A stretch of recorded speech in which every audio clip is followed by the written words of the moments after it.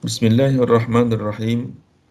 Alhamdulillah rabbil alamin wa bihi nasta'in wassalatu wassalamu ala Rasulillah wa ala alihi wa sahbihi ajmain. Uh,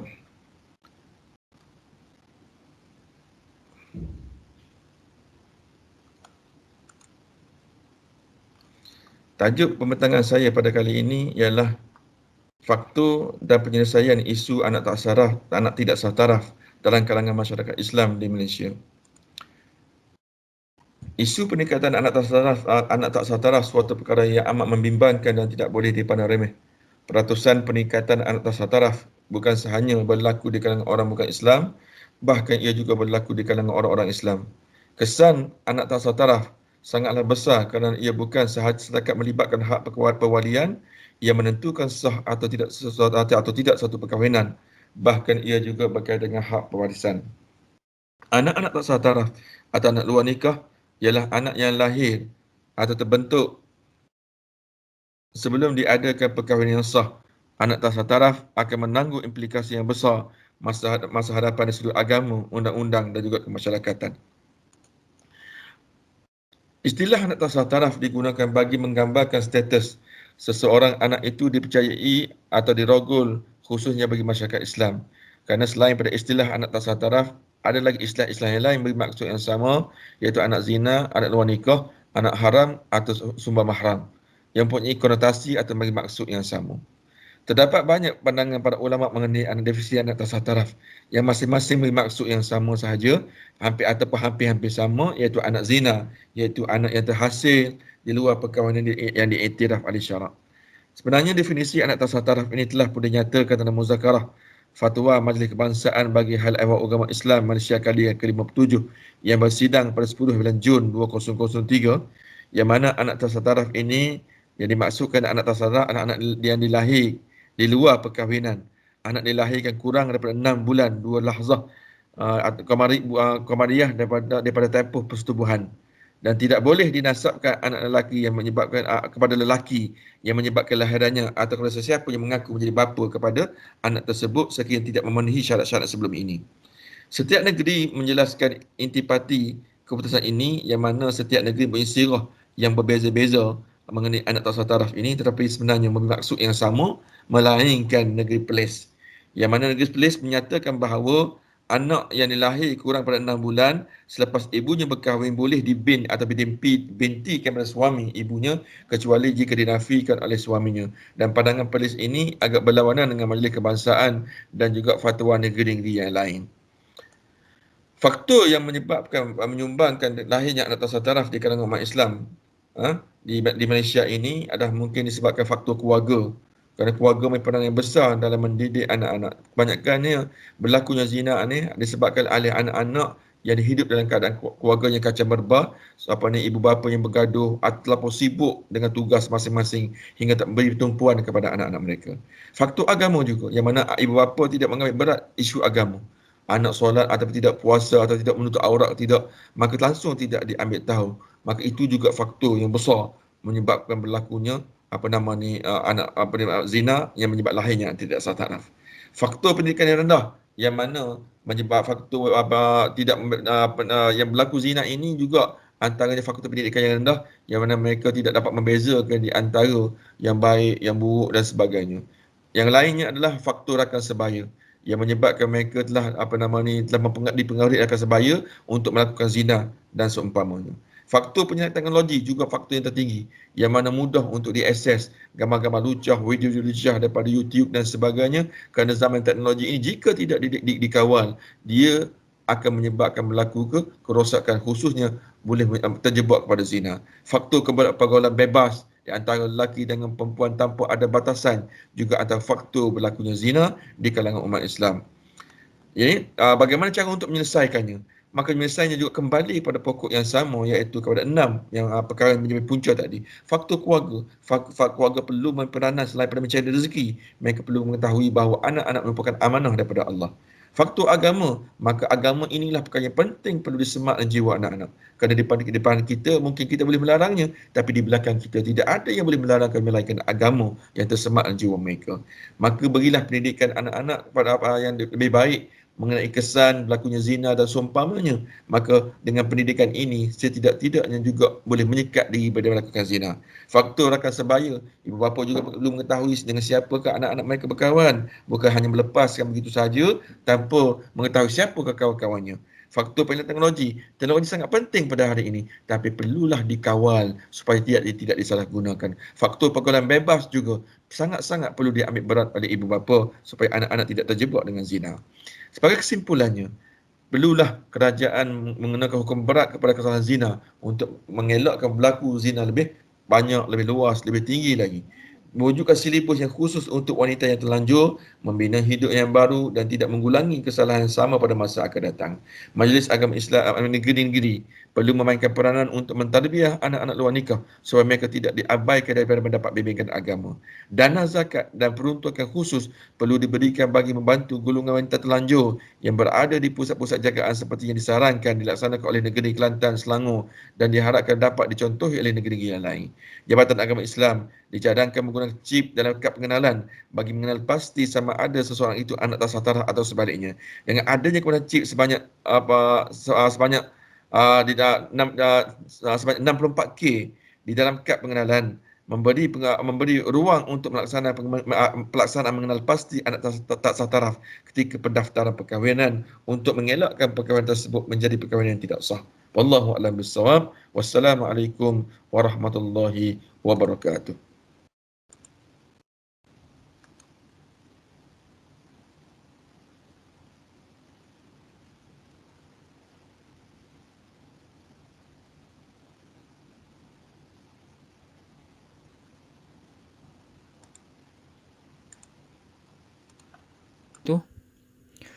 Alhamdulillah wassalatu wassalamu ala Rasulillah wa ala alihi wa sahbihi wa man wala amma ba'd. Tajuk kajian yang ingin kami bentangkan adalah rawatan pesakit COVID-19 menggunakan unsur najis, aplikasi teori maslahah dan kaedah fiqh. Saya Muallimin Muhammad Syahid mewakili rakan penulis bersama Ahmad Syukran Baharudin daripada Fakulti Syariat dan Undang-Undang Universiti Sains Islam Malaysia ingin membentangkan tajuk kajian ini berdasarkan poin-poin berikut. Yang pertama berkaitan dengan latar belakang kajian, bahawa pandemik COVID-19 yang melanda dunia pada hari ini telah mengorbankan jutaan mangsa dan tidak diketahui bila ia akan berakhir.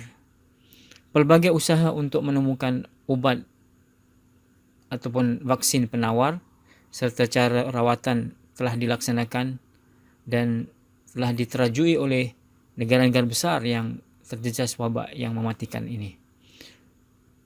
Namun sehingga ke hari ini belum lagi ditemukan vaksin ataupun ubat untuk virus tersebut.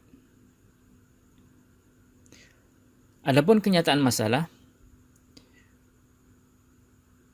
terdapat beberapa kaedah-kaedah rawatan yang digunakan dalam usaha menyembuhkan pesakit yang dijangkiti virus COVID-19.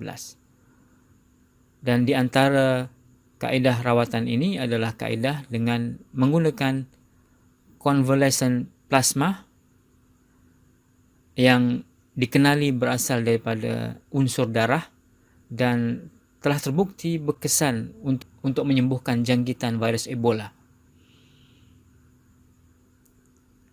Dalam hukum syarak, darah dikira sebagai sesuatu yang najis dan tidak halal. Justru, ia tidak boleh digunakan pakai sebagai unsur ataupun bahan untuk sesuatu perubatan. Jadi ini adalah masalah yang perlu dirungkai dan dijelaskan sama ada Islam memberikan solusi dan jawapan di atas permasalahan ini ataupun sebaliknya. Adapun objektif kajian, artikel ini bertujuan untuk merungkai isu yang timbul ekoran penggunaan unsur najis dalam merawat pesakit COVID-19 menggunakan convalescent plasma tadi. Sama ada ia harus menurut hukum syarak ataupun sebaliknya, berdasarkan teori maslahah dan kaedah fiqh.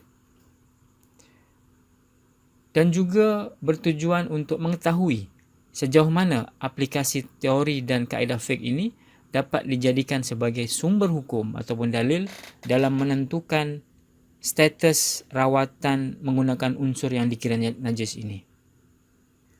Dan metodologi kajian yang digunakan pakai dalam kertas kajian ini adalah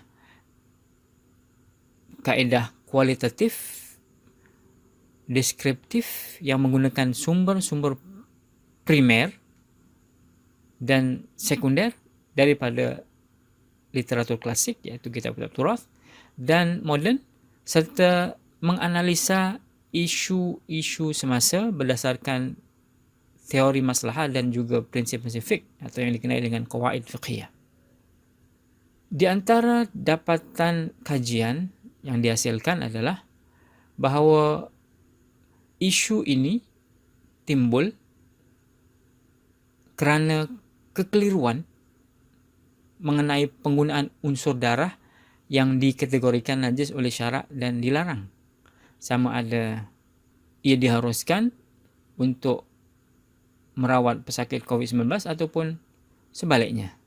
Dan merujuk kepada teori maslahah, iaitu untuk mencapai kebaikan manusia dengan memelihara agama, memelihara nyawa, akal, nasab dan harta, serta kaedah fiqh yang bertujuan untuk mendapatkan manfaat dan menolak mudarat, merawat pesakit COVID-19 menggunakan convalescent plasma yang berasal daripada darah adalah diharuskan berdasarkan atas keadaan semasa, iaitu belum lagi ditemukan vaksin ataupun obat untuk menyembuhkan jangkitan virus COVID-19 ini.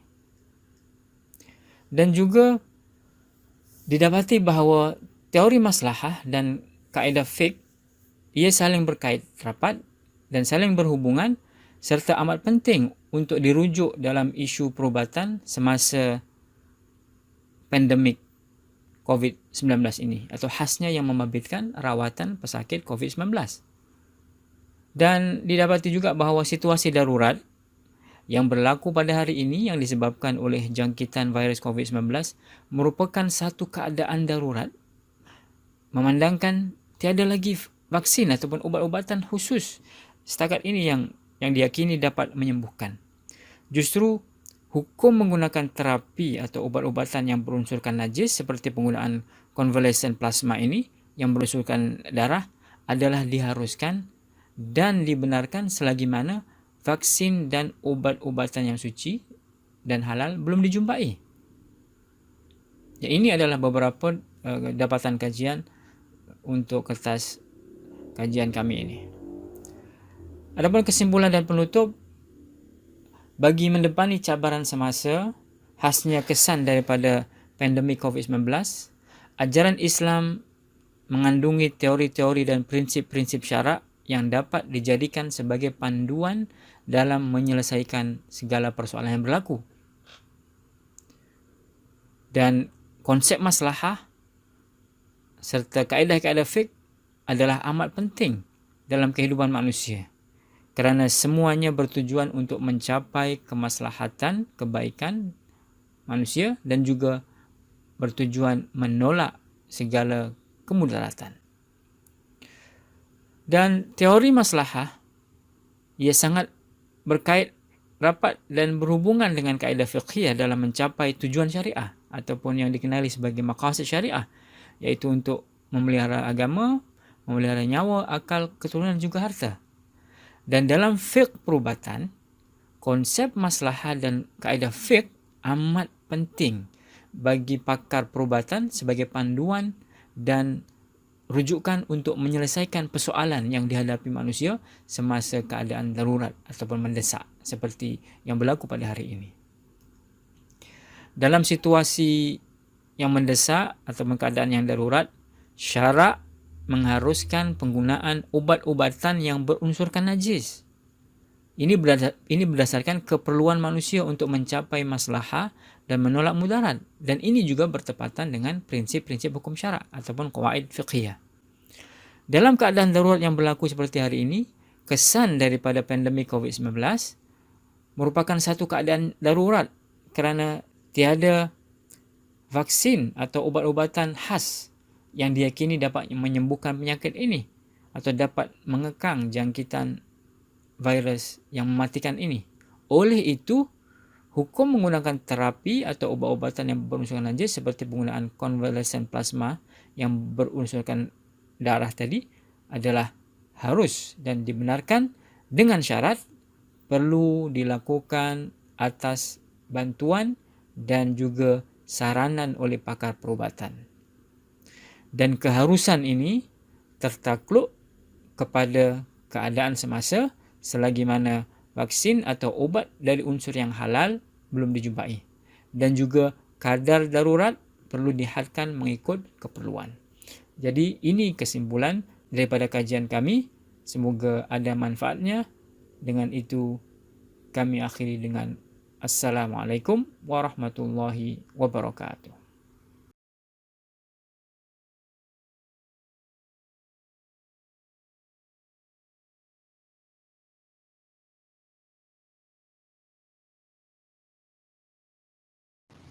Bismillahirrahmanirrahim. Alhamdulillahirabbil alamin wa bihi nasta'in. Wassalatu wassalamu ala Rasulillah wa ala alihi wa sahbihi wa man tabi'ahum bi ihsanin ila yaumiddin. Amma ba'du. Assalamualaikum warahmatullahi wabarakatuh.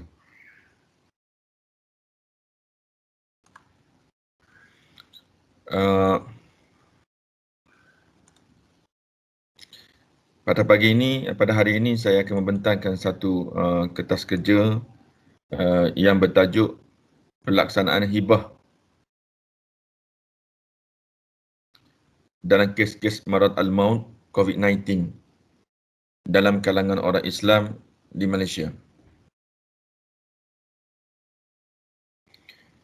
Sebenarnya pada hari kini kita sedang menghadapi satu pandemik yang sangat serius dan yang amat menakutkan, kerana pandemik ini telah meragut nyawa lebih daripada 1 juta orang setakat 30 September baru ini. Yang mana kalau kita lihat kepada sejarah COVID-19 ini, wabak ini bermula dikesan di pertengahan Disember 2019 di Bandaraya Wuhan, Hubei, China, dan telah diiktiraf oleh sebagai pandemik oleh Pertubuhan Kesihatan Sedunia WHO pada 11 Mac 2020. Virus ini telah disahkan menular di Malaysia pada Januari 2020, yang mana salah seorang daripada pelancong daripada China telah disahkan positif penyakit ini, yang mana dia telah tiba di Johor melalui Singapura pada 25 Januari. Pada pada 16 Mac, Kerajaan Malaysia telah mengumumkan bahawa mereka telah memutuskan untuk melaksanakan Perintah Kawalan Pergerakan PKP akan berkuasa pada 18 hingga 31 Mac 2020 bagi mengurangkan penyebaran COVID-19 dengan melaksanakan penjarakan sosial. Pada 16 Mac, kerana telah mengumumkan bahawa mereka telah memutuskan untuk melaksanakan Perintah Kawalan Pergerakan PKP, yang mana sebagaimana saya sebut tadi adalah tujuan adalah untuk memutuskan rangkaian COVID-19 dengan melaksanakan penjarakan sosial. Sejarah global sehingga 30 September telah menyebabkan akibat kematian 1,040,000 orang. Inilah jumlah yang terbaru yang telah dikeluarkan oleh WHO. Hasil daripada maklumat ini timbullah persoalan, adakah COVID-19 boleh dikategorikan sebagai maradun maut? Apakah yang dimaksudkan maradun maut dan sejauh manakah persamaan dan perbezaan di antara maradun maut dengan penyakit terminal sebagaimana yang berada dalam istilah perubatan? Dalam perkara 1595, Majalah Ahkam Al-Adliyah, mereka mentafsirkan maradun maut adalah penyakit yang pada kebiasaan yang boleh membawa pada kematian. Sebenarnya segi hakikatnya para ulama memberi definisi yang banyak mengenai maradun maut ini, tapi saya pilih hanya satu sahaja daripada kebanyakan definisi yang telah diberi oleh para ulama, dan saya lebih suka melihat kepada takrif daripada Majalah Ahkam Adliyah kerana definisinya agak ringkas dan mudah untuk dipahami. Jika seseorang itu disahkan oleh pakar pengidap kanser, misalnya kata Misal kata seorang itu salah satu daripada contoh penyakit maut maut yang ada pada hari ini adalah kanser. Nah, jadi maknanya biasanya jika seorang itu disahkan oleh pakar mengidap penyakit kanser yang akan membawa pada maut, namun dalam tempoh tersebut beliau meninggal dunia disebabkan penyakit-penyakit lain, maka ia masih lagi dianggap sebagai maut maut. Contohnya, seorang itu disahkan oleh doktor penyakit payudara di tahap 4 dan dalam tempoh tersebut beliau bukan mati disebabkan oleh penyakit tersebut tapi disebabkan oleh aksiden atau penyakit-penyakit yang lain, maka ia juga dikategorikan sebagai maradul maut. Jadi perlu kita lihat bahawa maradul maut ini ada tempohnya. Jika pesakit pada asal yang dikategorikan sebagai maradul maut tetapi dia masih lagi hidup lebih daripada, maka dia dianggap sebagai orang yang sihat. Maknanya status maradul maut yang diberi oleh seseorang itu hanya setakat setahun sahaja. Jika seseorang itu menghadapi penyakit kanser misalnya, tapi menjangka lebih pada setahun, maka selepas setahun itu dia dianggap sebagai orang yang sihat walaupun penyakit kanser masih ada pada dirinya. Maradul maut mempunyai ciri-ciri berikut. Seseorang itu sesuatu penyakit yang menyebabkan kematian. Kematian yang mengakibatkan oleh penyakit itu berlaku dalam tempoh 1 tahun atau selepas ataupun selepas 1 tahun. Maknanya setakat 1 tahun sahaja. Sesuatu penyakit itu yang mana orang yang menghadapi penyakit itu menyebabkan mereka itu menyebabkan dia lemah semangat, tidak bermaya. Walaupun mereka boleh bercakap dan kebiasaannya orang yang mengidap penyakit tersebut motivasi telah down. Jadi itu antara ciri-ciri yang telah ditetapkan oleh seseorang yang mengidap penyakit maradul maut. Okey, menurut My Health 2020, sebab kita nak kaitkan apa beza antara penyakit COVID-19 dengan penyakit maradul maut dengan penyakit terminal. Penyakit terminal ialah penyakit yang tidak dapat diubati atau penyakit yang tidak dapat disembuhkan dan tidak ada ubatnya. Manakala kematian tidak dapat dihindari dalam waktu yang bervariasi mengikut potensi penyakit. Penyakit terminal dianggap sebagai penyakit yang tiada harapan untuk pulih menanti kematian yang bakal berlaku pada bila masa. Contohnya penyakit terminal ialah penyakit AIDS atau penyakit kanser sebagaimana yang saya nyatakan tadi. Okey. Penyakit COVID-19 turut berkesan pada hukum hakam tertentu termasuklah hibah yang dilakukan oleh pesakit ini. Timbullah isu adakah COVID-19 ini juga dikategorikan sebagai dikategori sebagai maradul maut. Okey, para ulama sebenarnya tidak pernah membincangkan status COVID-19 sebab COVID-19 adalah kes yang baru, pandemik yang baru.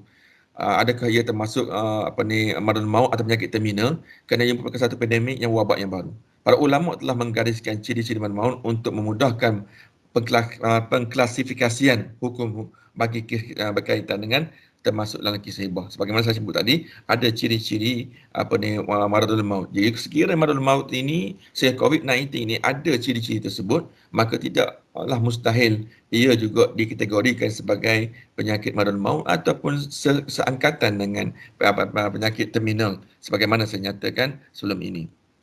Berdasar pada pengamatan yang telah dibuat, pesakit COVID-19 tidak semestinya dikategorikan sebagai maradul maut untuk semua keadaan. Sebabnya COVID-19 ini juga dia ada tahap-tahap, mungkin tahap awal, tahap kedua, tahap ketiga, keempat. Jadi sebaliknya ia boleh dikategorikan sebagai maut apabila sampai ke tahap yang tertentu yang dianggap kritikal oleh pakar. Mana tidak semua COVID ini dianggap sebagai maradul maut, tapi tahap-tahap tertentu. Jika pakar-pakar doktor yang pakar-pakar perubatan yang mengatakan bahawa pesakit ini tidak ada harapan untuk sembuh ataupun penyakit COVID-19 yang dihidapi oleh seseorang tidak ada harapan untuk sembuh, maka ia sudah dianggap sebagai penyakit maradul maut. Jika hibah dibuat pada keadaan biasa di tahap terkawal, maka dia tidak dianggap sebagai hibah maradul maut. Yang mana jika hibah dilaksanakan oleh orang yang menghadapi COVID-19 tapi pada tahap yang terkawal, maka ia tidak dianggap sebagai hibah maradul maut. Sekalipun terdapat para ulama yang mengharuskan hibah di saat maradul maut. Namun perlulah kita berhati-hati untuk mengkategorikan adakah COVID-19 ini dikategorikan sebagai maradul maut atau tidak. Sebabnya ia memberi kesan yang sangat besar kepada ahli-ahli waris. Jadi sebelum penentuan seseorang yang menghadapi COVID-19 ini dia di tahap maradul maut ataupun di tahap penyakit terminal ataupun tidak, maka ia perlu terlebih dahulu mendapat pengesahan pakar-pakar. Sekiranya pakar mengatakan bahawa ia masih lagi terkawal, maka hibah yang dilaksanakan oleh pengidap COVID-19 itu tidak termasuk dalam hukum orang yang menghibah hartanya dalam keadaan maradul maut. Tetapi jika doktor mengesahkan memang ketika itu dia saat maradul maut ataupun di saat COVID yang tidak dapat lagi diubati, maka hibah yang dilaksanakan olehnya ketika itu dianggap sebagai hibah maradul maut. Wallahu a'lam bissawab. Wassalamualaikum warahmatullahi wabarakatuh.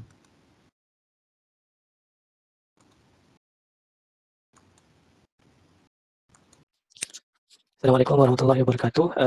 Selamat siang kepada semua. Terima kasih kepada penganjur atas peluang untuk membentang kertas kerja. Saya Ahmad Syukran Baharudin akan membentangkan dua kertas kerja yang berkaitan dengan literature. Yang pertama soalan literature, mekanisme penyelesaian kismal bagi implikasi pandemik COVID-19, COVID-19 sebagai maradul maut bagi perundangan syariah Malaysia. Yang kedua, prinsip fiqh dan perundangan syariah dalam konsep maslahah bagi terapi convalescent plasma terapi terhadap penyakit COVID, terhadap sakit COVID-19, tinjauan literature.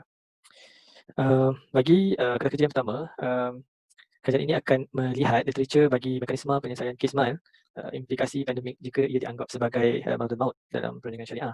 Yang pertama kita bahagikan kepada dua bahagian utama. Yang pertama, adakah kita anggap COVID-19 itu sebagai penyakit maradul maut? Dan yang kedua, isu perundangan syariah berkaitan dengan maradul maut. Dan dalam kajian ini saya membagikan kepada dua bahagian tersebut, dan untuk dapatan ataupun perbincangan yang kita boleh simpulkan secara literal, telah banyak kajian yang melakukan yang mendefinisikan maradul maut dan ianya dianggap seperti penyakit yang berkaitan dengan kematian. Dan dari perspektif tafsiran perundangan syariah di Malaysia, Seksyen 2 Enakmen Wasiat oleh Rasulullah SAW 1999 mentafsirkan maradul maut sebagai penyakit yang membawa maut. Dari perspektif fiqh, 3 syarat perlu dipenuhi untuk menyatakan bahawa sakit yang dihadapi adalah maradul maut, iaitu pertama adalah rasa takut yang mendalam dalam diri pesakit bahawa penyakit yang dihadapinya boleh membawa kepada kematian, ketidakmampuan untuk mengajukan aktiviti kebiasaan atau memenuhi kemaslahatannya, kepentingan hariannya. Yang ketiga, telah disahkan menghidapi penyakit dan penyakit tersebut telah melemahkan diri pesakit dan pesakit meninggal dunia dalam tempoh kurang dari 1 tahun. Kita lihat perbandingan syarat maradul maut dalam Enakmen Wasiat dan Wakaf Negeri Selangor. Enakmen Wasiat dan Enakmen Wakaf Negeri Selangor membezakan sama ada penyakit itu mestilah menyebabkan kematian. Enakmen Wakaf pula pada lazimnya berakhir dengan kematian. Jika dilihat kepada Enakmen Wasiat, penyakit itu mestilah menyebabkan kebimbangan kematian dalam indikasi mati. Manakala Seksyen 2 Enakmen Wakaf pula sama, cuma ayat yang berbeza, kebimbangan kematian dalam minda bersakit sehingga menjejaskan kewarasan akal fikiran. Juga mestilah terdapat beberapa tanda luaran seperti suatu penyakit yang serius dalam Enakmen Wasiat, dan juga hendaklah terdapat beberapa tanda luaran bahawa penyakit itu merupakan suatu penyakit yang serius dalam Enakmen Wakaf. Cuma dalam Enakmen Wakaf sahaja ada disebut penyakit itu dideritai secara berterusan dalam tempoh tidak lebih daripada 1 tahun, manakala dalam Enakmen Wasiat tidak disebutkan kali ini. Terusnya, kes COVID sehingga data ini diambil telah meningkat ke lebih 41 ataupun hampir kepada 42 juta kes seluruh dunia dan membabitkan 1.1 kematian di seluruh dunia. Dan penyakit COVID, seperti yang kita sedia maklum, pelbagai literature telah mengulas berkaitan dengan penyakit COVID, dan ianya boleh dilihat dari jurnal-jurnal yang berprestij dalam bidang perubatan, dan tidak perlu dijelaskan di sini, dan simptom-simptom, punca dan semua sudah sedia maklum.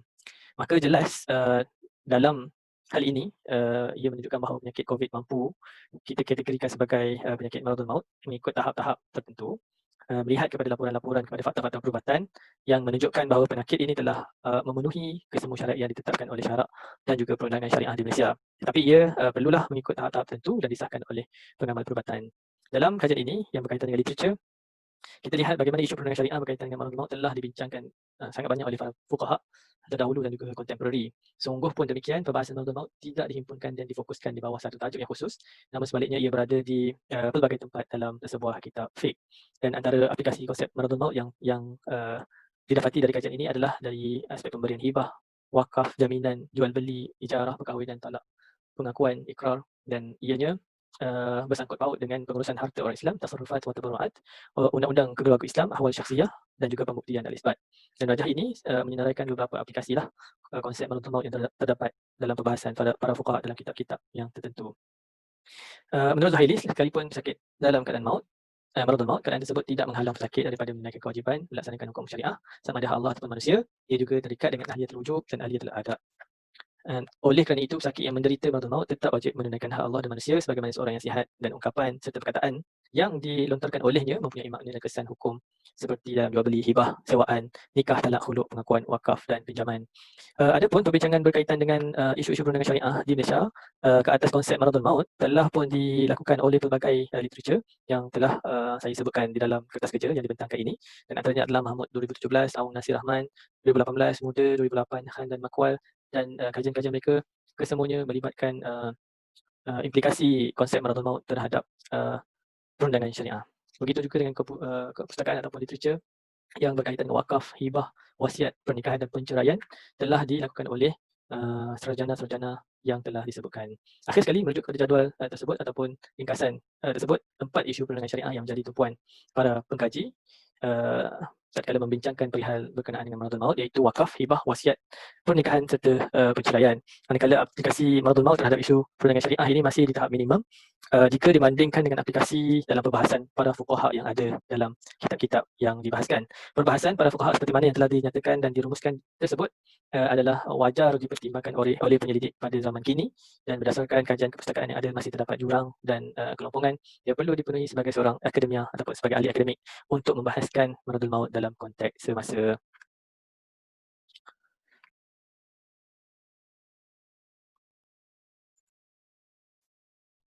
Seterusnya, saya akan membentangkan kertas kerja yang kedua berkaitan dengan terapi konvalesen plasma bagi pesakit COVID-19 yang akan dibentangkan dalam bentuk analisa literature juga, analisa kepustakaan juga.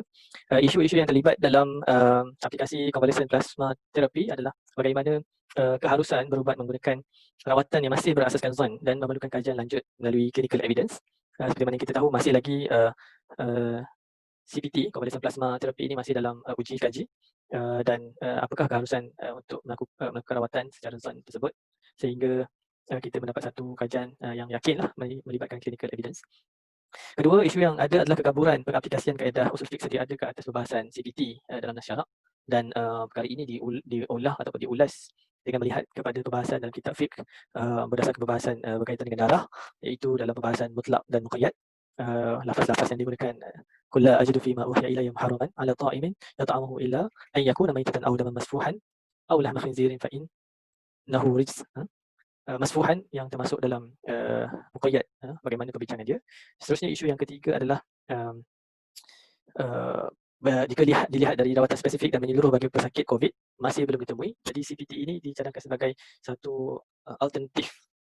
Dan bagaimana kita lihat jenis-jenis dadah yang dipercayai mempunyai ubatan yang mempunyai kebarangkalian untuk merawat penyakit COVID yang mempunyai kesan-kesan sampingan, dan sedangkan CPT masih lagi belum digunakan secara meluas kerana masih lagi dalam peringkat uji kaji, dan adakah pada satu ketika nanti ianya dilihat boleh menggantikan ubat-ubat yang disebutkan dengan lebih baik, dan potensi yang ada sekiranya digunakan, adakah keharusan itu masih lagi dibincangkan dalam peringkat tersebut. Kemudian keperluan rawatan menggunakan plasma darah berdasarkan maslahah. Kita lihat bagaimana jika ia diharuskan berdasarkan konsep maslahah, bagaimana isu yang terkait untuk kita aplikasikan CPT dalam menyelesaikan permasalahan COVID-19. Dalam kajian ini kita lihat pelbagai literature yang telah disebutkan, dan saya fokuskan kajian ini terhadap sedikit pembentangan berkaitan kepustakaan yang membincangkan berkaitan dengan konsep maslahah dalam perubatan. Yang pertama, aplikasi konsep maslahah terhadap keperluan rawatan dalam perubatan moden. Pelbagai literature telah ataupun kepustakaan telah membincangkan isu ini, termasuklah Ibn Abdul Salam, termasuklah Imam Suyuti. Mereka membincangkan perkara ini dalam penilaian tahap-tahap seperti zon, ghalabatul zon dan juga yakin, bagaimana sesuatu perubatan itu melihat kepada tahap penyelesaian ataupun tahap maslahah ia kepada pesakit, dan sehingga kini kita lihat sebarang rawatan atau ubat yang diberikan kepada pesakit perlulah dibuktikan melalui pembuktian klinikal, tetapi masih lagi belum ada literature yang melihat bagaimana tahap pembuktian klinikal boleh dikaitkan dengan tahap wajaran bagi maksud melindungi maslahah penyakit. Oleh kerana itu literature yang ada hanya menceritakan ataupun hanya memfokuskan kepada penggunaan konsep maslahah dalam perubatan, dan juga literature yang ada dalam konsep dalam perubatan, dalam bidang perubatan hanya memfokuskan kepada kajian-kajian klinikal ataupun tingkatan tahap ujian klinikal. Kekaburan pengaplikasian kaedah usul fiqh sedia ada ke atas perbahasan konvalesen plasma CPT dalam nasyarak. Kita lihat pelbagai literature telah pun dibahaskan, termasuk kepustakaan-kepustakaan yang membincangkan berkaitan dengan konvalesen plasma ataupun plasma darah, dan komposisi-komposisi yang terlibat dalam plasma darah yang dibahagikan kepada dua, sama ada mereka menganggap ianya sebagai zat dalam darah ataupun mereka menganggap ianya sebagai sebahagian daripada darah juga. Begitu juga literature ataupun kepustakaan yang berkaitan dengan kebolehterimaan CPT sebagai rawatan untuk pesakit COVID, dan kesemua ini merupakan literature ataupun kepustakaan-kepustakaan yang berkait dengan isu penggunaan CPT dalam merawat pesakit COVID. Dan kita lihat juga ulama ada membahaskan berkaitan dengan perubatan dalam yang menggunakan najis dalam ubat ataupun rawatan bagi mereka yang menganggap plasma itu sebagai darah berdasarkan perbincangan fiqh dan usul fiqh. Dan dari situ kita lihat pelbagai kepustakaan yang lain yang berkembang dari konsep pengharusan menggunakan plasma darah seperti bagi rawatan bagi tujuan kecantikan, tujuan rawatan, tujuan pelbagai untuk rawatan dermatologi, penyakit luka bakar, asam kronik dan sebagainya. Ada juga yang menganggap ianya berdasarkan tahap daruriyat dan juga tahsiniyat dalam perbincangan maqasid syariah. Kemudian ada juga yang membahagikan ianya dalam konteks bioetik, sains perubatan, rawatan berasaskan porcine, rawatan antenatal, AMD Advanced Medical Directive, pemindahan darah, PRP iaitu plasma darah itu, dan ada juga yang membincangkan ia sebagai rawatan bagi penyakit yang berjangkit. Jadi sangat luas perbincangan berkaitan dengan CPT dari sama ada dari literature syariah, kepustakaan syariah ataupun kepustakaan perubatan. Dan jika dilihat dalam perbahasan ini masih lagi belum ada perbincangan yang dilakukan bagi mengisi jurang literature berkaitan dengan penggunaan CPT sebagai rawatan bagi pesakit COVID-19. Jadi dengan itu saya akhiri dengan wassalamualaikum warahmatullahi wabarakatuh.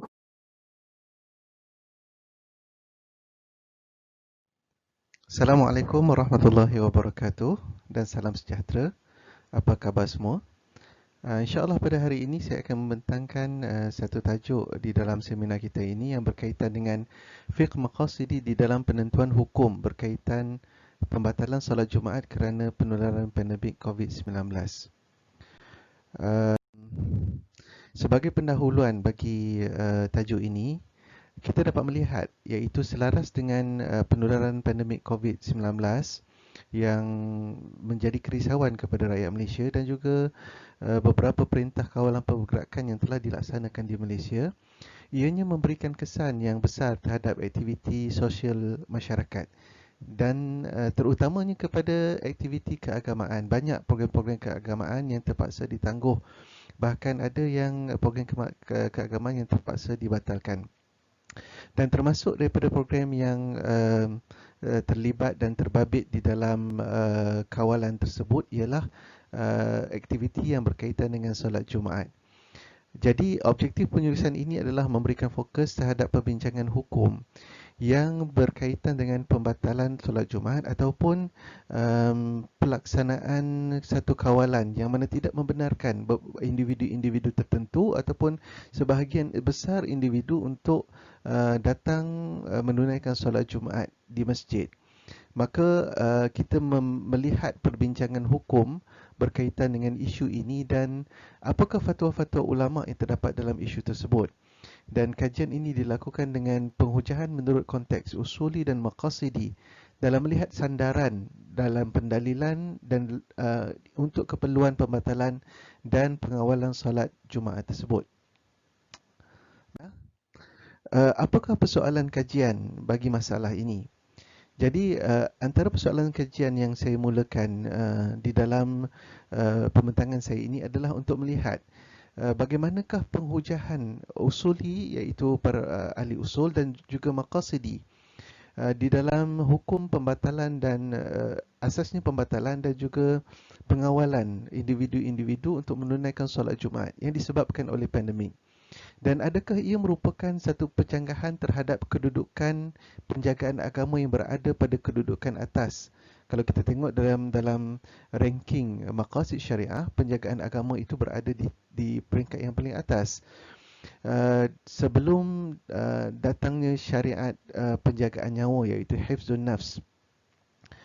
Jadi adakah ini merupakan satu pencanggahan apabila kita tidak membenarkan orang pergi menunaikan solat Jumaat, iaitu satu konflik yang berlaku.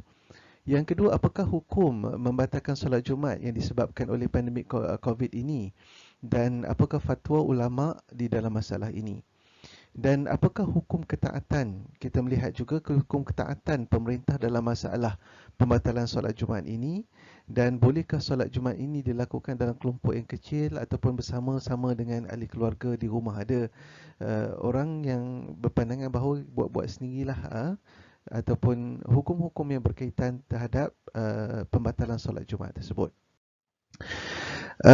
Perbincangan saya yang pertama ialah berkenaan dengan adakah pembatalan ataupun pengawalan solat Jumaat ini merupakan satu pencanggahan terhadap kedudukan agama Islam dan kedudukan penjagaan agama yang berada di kedudukan teratas sekali di dalam maqasidus syariah. Jadi di dalam pembahasan ini saya membincangkan dengan panjang lebar di dalam penulisan saya, yang mana penjagaan syariat terhadap kedua-dua perkara ini sebenarnya, iaitu agama dan nyawa, sepatutnya berlaku secara kebersamaan tanpa berlakunya pertelumbungan di antara kedua-duanya. Ini pandangan ulama.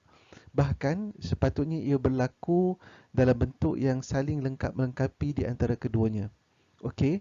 Jadi para ahli usul di dalam meletakkan susunan daruriyat ini, mereka tidak melihat sebenarnya kepada yang mana yang dahulu di dalam fil wujud, di dalam kewujudannya. Tetapi para ahli usul dan para ahli maqasid melihat perkara ini, iaitu mereka melihat kepada susunan kemuliaan dan kemampuan untuk membuat keputusan sekiranya berlakunya pertempuran di dalam kepentingannya. Jadi anda boleh melihat dari sudut penulisan saya tersebut, yang mana apabila saya menghuraikan persoalan ini, maka kita dapat memahami bahawa sebagaimana kita diwajibkan untuk menjaga agama, maka begitulah juga kita diwajibkan untuk menjaga nyawa dan keselamatan kita seterusnya, aspek-aspek daruriyat yang lain. Dan semua ini sepatutnya bukan terpisah daripada satu yang lain, bahkan saling melengkapi di antara mereka. Jadi di antara asas yang juga dipegang oleh kita di dalam permasalahan ini ialah hadis Nabi SAW, yang mana Nabi SAW menyatakan bahawa la darara wa la dirar. Maka seorang Muslim itu tidak boleh menjadi sebab kepada kemudaratan Muslim yang lain. Dia tak boleh pergi, itu asas. Dan sama ada kemudaratan itu kepada agama orang yang lain, keselamatan tubuh badannya, keselamatan akalnya, harta bendanya, ataupun apa jua sekalipun, tidak boleh seorang Muslim itu memudaratkan saudaranya. Maka ini termasuklah di dalam bab solat Jumaat, iaitu jika solat Jumaat itu diadakan secara ghalabatul dhann, iaitu sangkaan yang dekat kepada pasti bahawa akan berlaku penyebaran wabak tersebut kepada orang lain, maka kita berasaskan kepada hadis yang besar ini yang disebutkan oleh Nabi SAW, tidak boleh berlakunya kemudaratan, memudaratkan orang lain, dan tidak boleh berlaku memberi kemudaratan, tidak ada kemudaratan dan tidak boleh memberikan kemudaratan kepada orang lain.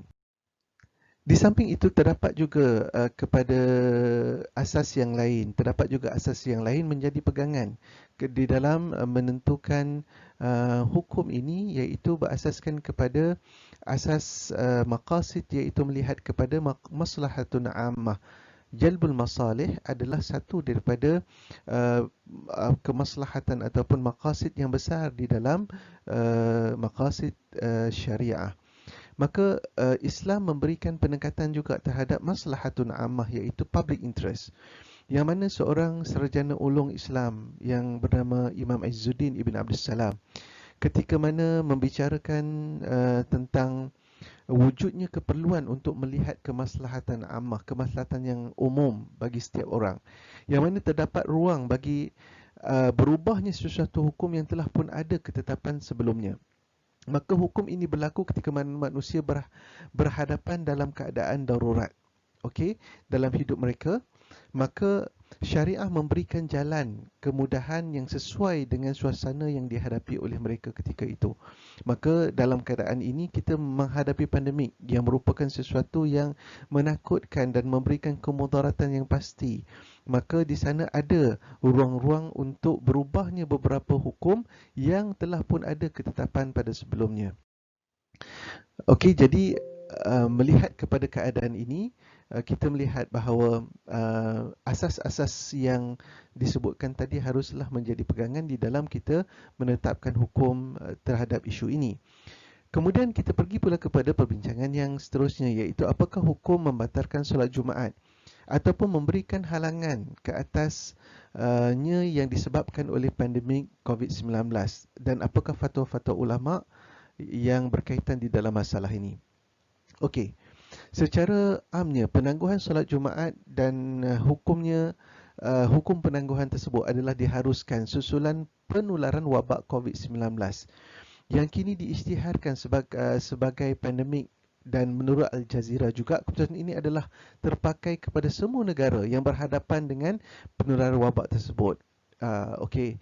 Jadi fatwa penangguhan ini juga terpakai secara tidak langsung mengikut mafhum muwafaqahnya bagi aktiviti-aktiviti yang lain.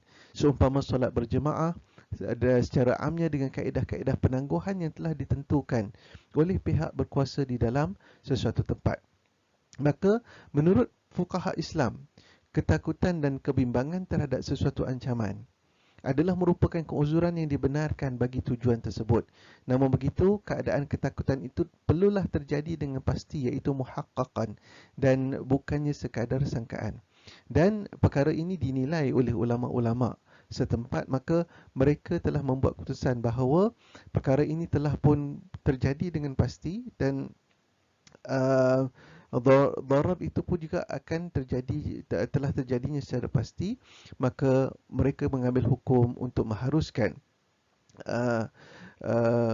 pengawalan solat Jumaat ataupun pembatalan solat Jumaat jika keadaan meminta untuk dibuat keputusan demikian. Okey, kita pergi kepada pembincangan yang seterusnya, iaitu apakah hukum ketaatan kepada arahan pemerintah dalam masalah pembatalan solat Jumaat ini. Okey, Al-Imam As-Sarakhsi di dalam kitabnya pernah mengatakan bahawa sekiranya pemerintah telah memerintahkan kepada sesuatu perkara yang tidak jelas sama ada memberikan manfaat ataupun tidak, maka setiap rakyat hendaklah mentaati arahan pemerintah tersebut. Kerana menjadi kewajipan dalam mentaati pemimpin itu telah jelas daripada nas-nas yang ada. Maka sangkaan sama ada ia memberikan manfaat ataupun tidak masih lagi dalam kesangsian. Ketaatan itu wajib. Maka yang ada kesangsian itu tidak boleh melawan nas yang telah tetap tadi.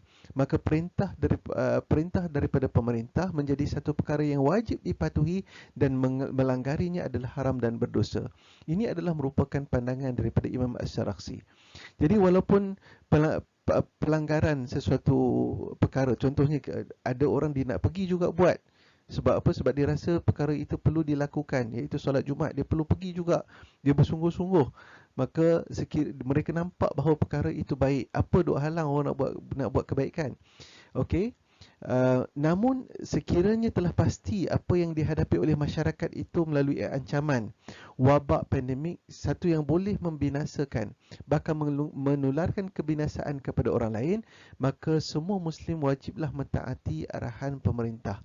Kena taat kepada arahan pemerintah supaya tidak berlakunya huru-hara di dalam sistem masyarakat, dan terutamanya sistem pengurusan agama ataupun kehidupan beragama di sesuatu negara, termasuklah di Malaysia. Jadi beberapa kajian dapatan daripada kajian hukum yang telah ditulis juga, pandangannya adalah panjang, dapatan juga adalah panjang, maka anda boleh merujuk kepada kertas kerja yang telah saya tuliskan tersebut. Namun di sini saya letakkan beberapa dapatan daripada hukum kajian tersebut, yang mana yang pertama sekali, solat Jumaat tidak boleh diadakan secara bersendirian dalam satu kawasan ataupun bersama keluarga. Okey, tak boleh. Persendirian tak boleh. Dia mesti dilakukan secara jemaah dan juga dengan arahan pemerintah. Solat Jumaat adalah merupakan satu bentuk ibadah khusus yang mempunyai syarat dan peraturannya sesuai dengan pensyariatannya yang khusus di dalam Al-Quran. Maka sekiranya syarat-syarat ini tidak dipatuhi, tidak sah solat Jumaat tersebut. Okey, seseorang itu juga tidak perlu menunggu sehingga jangkaan waktu solat Jumaat telah selesai bagi menunaikan solat Zuhur. Ini kerana keuzuran tersebut telah tetap bagi hak individu tersebut yang mana dia sudah pun tidak diwajibkan lagi untuk menunaikan solat Jumaat. Oleh itu dia boleh menunaikan solat Jumaat dia boleh menunaikan solat Zuhur yang telah menjadi kewajipan ke atasnya sebaik saja telah masuk waktu. Okey. Sebagai penutup bagi kertas kerja ini, saya ingin menyatakan bahawa menjadi kewajipan dan kefarduan ke atas diri setiap Muslim bersatu dan bekerjasama untuk menghilangkan sesuatu kemudaratan. Dan sekiranya keadaan wabak COVID masih terkawal menurut kenyataan pihak yang berwajib, maka solat Jumaat tidak perlu dibatalkan namun tertakluk kepada beberapa pengurusan yang ketat.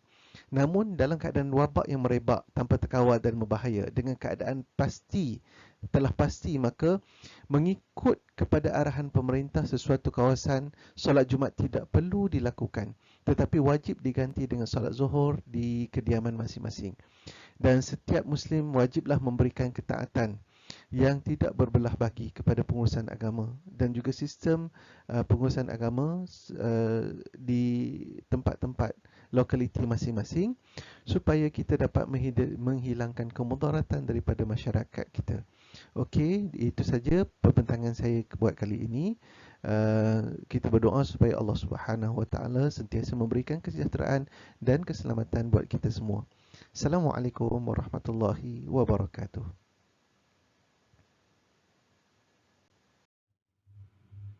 Bismillahirrahmanirrahim. Alhamdulillahirrabbilalamin. Wassalatu wassalamu ala asyrafil anbiya'i wal mursalin wa ala alihi wasahbihi ajma'in. Saya Azidah Yaakob bersama dengan rakan-rakan penulis ingin membentangkan satu topik bertajuk kepentingan pengurusan harta dan urus pusaka di Malaysia dari perspektif perundangan dan maqasid syariah. Terima kasih Insla, terima kasih Fakulti Syariah Undang-Undang USIM atas peluang ini. Baik, berikut merupakan beberapa perkara yang kami ketengahkan dalam membincangkan topik kepentingan urus harta pusaka di Malaysia.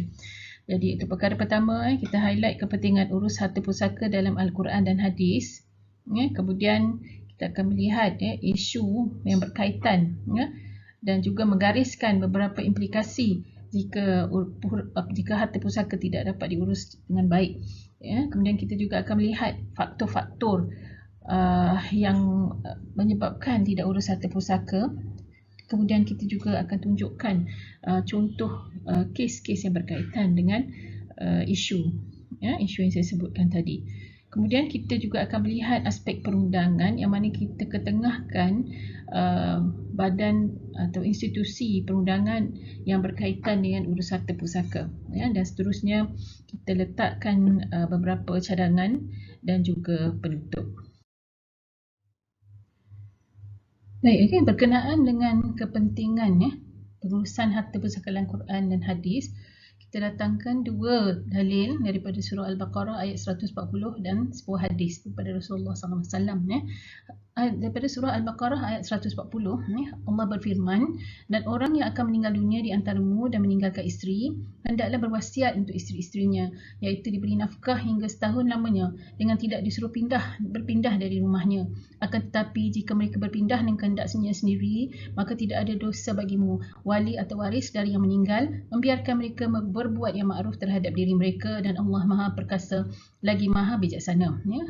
Dalam satu hadis Rasulullah SAW bersabda yang bermaksud, tinggalkan anak dan isteri kamu dengan kesenangan lebih baik dari tinggalkan mereka dalam keadaan meminta-minta. Hadis riwayat Bukhari. Jadi jelaslah daripada dua dalil ini kita faham jelas maksudnya yang bila mana seseorang Muslim itu masih hidupnya perlulah mengatur supaya apabila dia meninggal dunia kelak isteri dan anaknya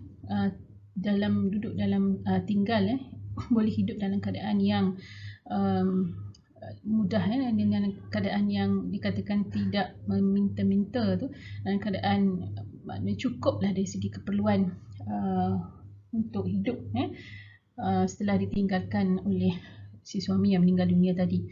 Ya, jadi jelas juga di dalam ayat Al-Baqarah tadi 140 yang mengatakan yang isteri itu tidak dikehendaki berpindah di rumahnya, perlu diberi nafkah sehingga setahun lamanya, kecuali dia sendiri yang berkehendak untuk keluar daripada rumah itu, dan atas tanggungjawab wali atau warislah yang memastikan yang sekiranya si isteri ingin berkehendakkan untuk keluar daripada rumah si isteri dan anak-anak itu adalah dalam keadaan yang cukup keperluannya. Jadi jelas dalam surah Al-Baqarah tu yang menyebut yang menjelaskan tanggungjawab atas seorang Muslim yang masih hidup untuk memastikan kehidupan anak isteri yang ditinggalkan, dan juga tanggungjawab ke atas wali atau waris yang meninggal dunia. Baik, tertera di slide kini adalah beberapa isu yang kita ketengahkan yang berkaitan dengan urusan pusaka yang tidak diuruskan dengan cara yang baik. Dalam satu laporan akhbar yang melaporkan yang kira-kira 60 bilion ringgit Malaysia nilai aset yang terdiri daripada tanah dan bangunan serta wang beku dan tidak dituntut di negara ini. Nilai aset tersebut dijangka meningkat setiap tahun, dikatakan berpunca daripada tahap kesalahan berkenaan dengan pengusaha harta pusaka yang masih lagi di tahap yang rendah, khususnya di kalangan warga emas. Jadi perkara ini perlu kita titik berat kerana kita tidak mahu sejumlah aset yang banyak ada di negara tetapi kita tidak dapat memanfaatkan, merugikan ekonomi secara umumnya kepada semua masyarakat di Malaysia dan khususnya umat Islam. Antara isu lain, harta pusaka yang tidak diuruskan dengan baik ini akan mendedahkan waris yang tinggal kepada makan harta secara batil atau menyalahgunakan harta anak yatim. Jadi kita bimbang benda-benda perkara seperti ini berlaku kerana akibat daripada tidak mengurus harta dengan cara baik. Kemudian isu lain yang melaksanakan pembahagian yang tidak mempunyai nilai ekonomi. Contohnya seperti pemilikan beramai-ramai ke atas satu bidang tanah yang kecil. Yang ini biasa kita lihat terutamanya bagi tanah-tanah status pertanian. Yang mana urusan harta pusaka seolah-olahnya selesai mengikut faraid dan sebagainya. Walau bagaimanapun tidak begitu mempunyai nilai ekonomi kerana terlalu banyak pemilikan dalam satu bidang tanah yang kecil. Jadi perkara seperti ini perlu dititik beratkan oleh ahli keluarga supaya tanah-tanah aset yang berupa tanah ni mempunyai nilai yang semakin meningkat sepanjang tahun. Jadi dapatlah dipastikan bahawa tanah itu akhirnya dapat dimanfaatkan dengan cara yang efisien. Antara isu lain juga penipuan dalam tuntutan dan pembahagian harta pusaka oleh ahli waris atau pihak ketiga.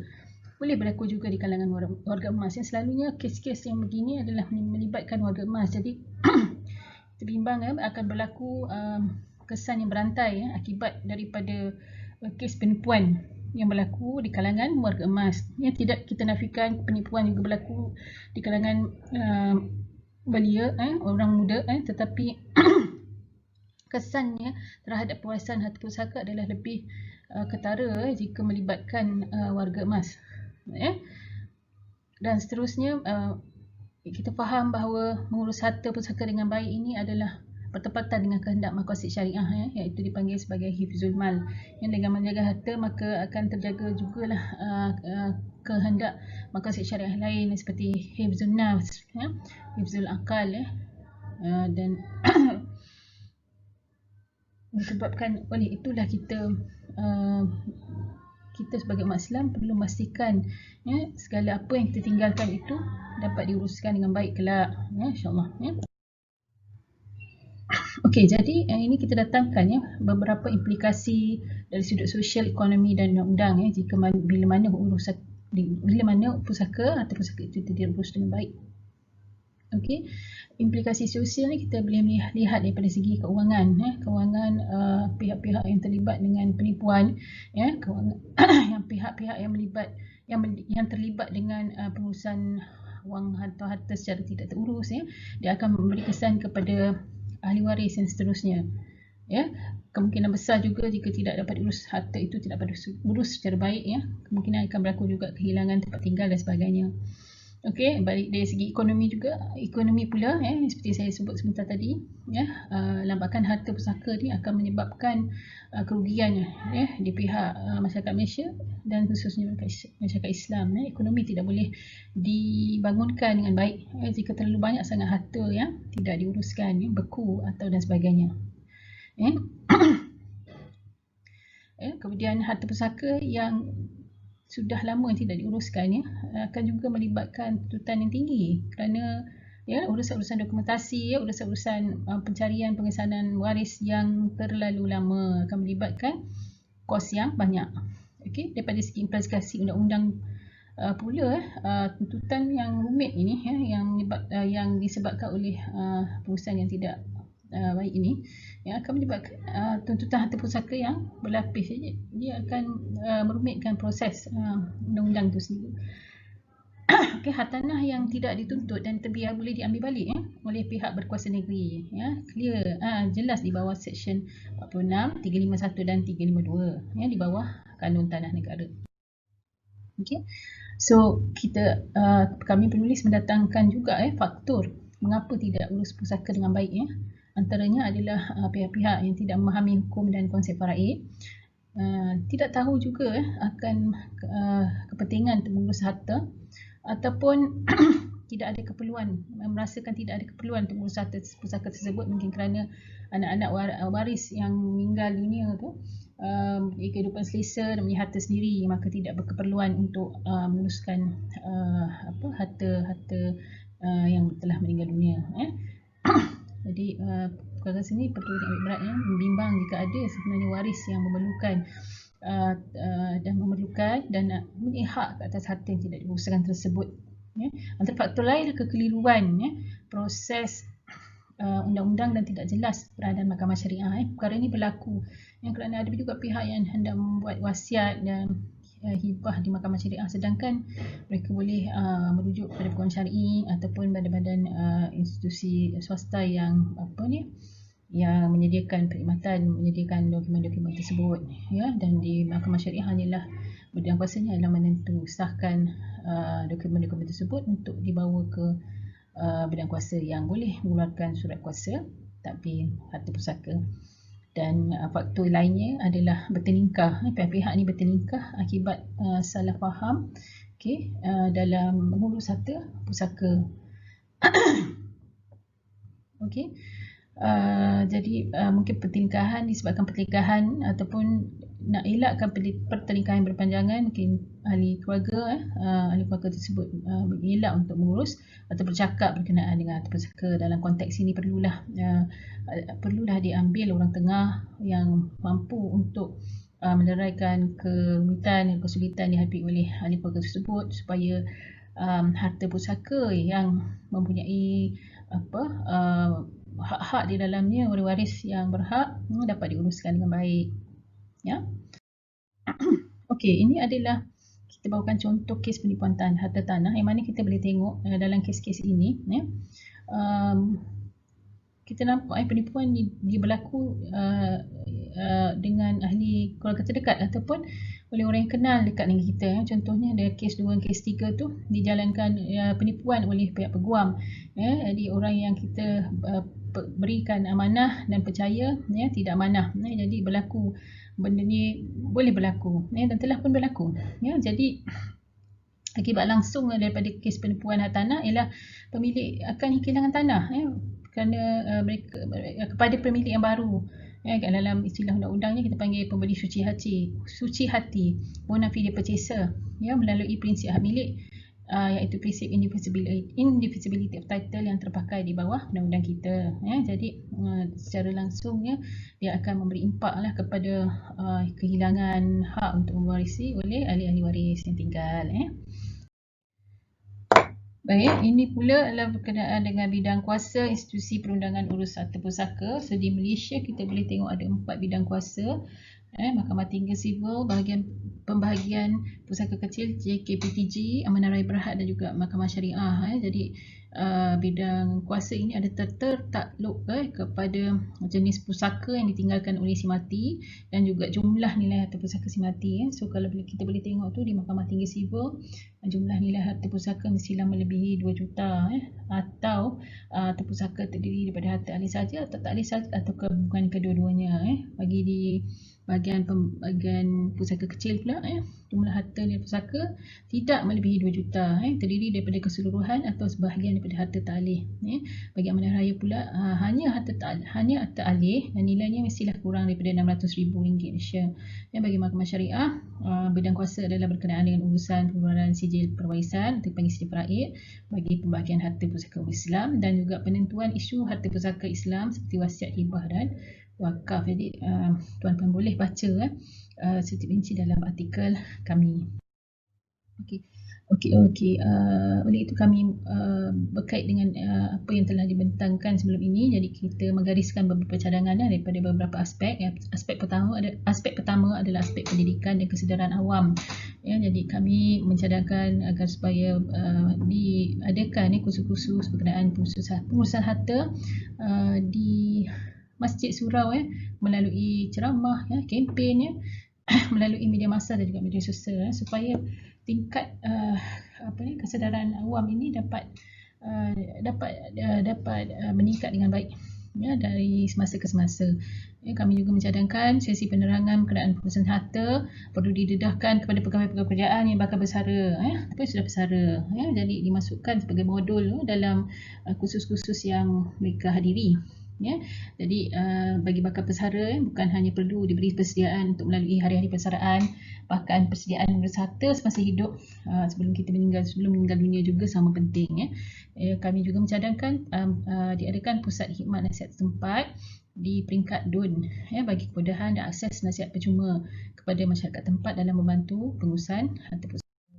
Daripada aspek pentadbiran pula, kita cadangkan untuk manual panduan berkenaan prosedur operasi standard berkenaan dengan pengurusan harta kerana masyarakat memerlukan panduan dan sumber rujukan yang pantas khususnya ketika dalam membuat tuntutan harta pusaka. Kerajaan negeri juga disaran untuk menyediakan pusat senti untuk tujuan konsultasi pengurusan harta pusaka di pejabat tanah dan daerah kerana selalunya di pejabat tanah ni ada unit pusaka kecil jadi jika ada pusat senti di pejabat tanah mungkin memberi kemudahan kepada pihak-pihak yang ingin membuat permohonan ataupun tuntutan harta pusaka. Kita cadangkan juga pihak agensi berkaitan tanah perlu menjalankan daya usaha untuk menyelesaikan masalah pusaka bernilai tinggi ini daripada terus membeku harta iaitu kami mencadangkan dengan menggalakkan penggunaan sistem elektronik yang bersepadu. Maksudnya daripada ada kita nyatakan secara terperinci dalam artikel berkenaan cadangan ini. Ketiga adalah aspek perundangan di mana kita mencadangkan pengumbalan satu akta berkaitan amalan harta pusaka untuk diharmonikan perundangan-perundangan berkaitan. Akta ini boleh mewujudkan jawatan kaunselor tanah di pejabat tanah dan galian atau majlis-majlis agama atau agensi berkaitan tanah. Kita juga cadangkan untuk mewujudkan satu mahkamah khas yang membicarakan hal ehwal berkaitan pewarisan harta orang Islam dan pentadbiran harta pusaka juga boleh dipertimbangkan. Kita juga mencadangkan agar peguam atau perunding yang ingin memberi perundingan kepada pelanggan yang hendak mengurus harta pusaka perlu mahir dan mempunyai ilmu pengetahuan yang tepat dan juga yang secara mendalam berkenaan dengan urusan harta pusaka supaya boleh merungkaikan segala kesulitan yang dialami di pihak pelanggan.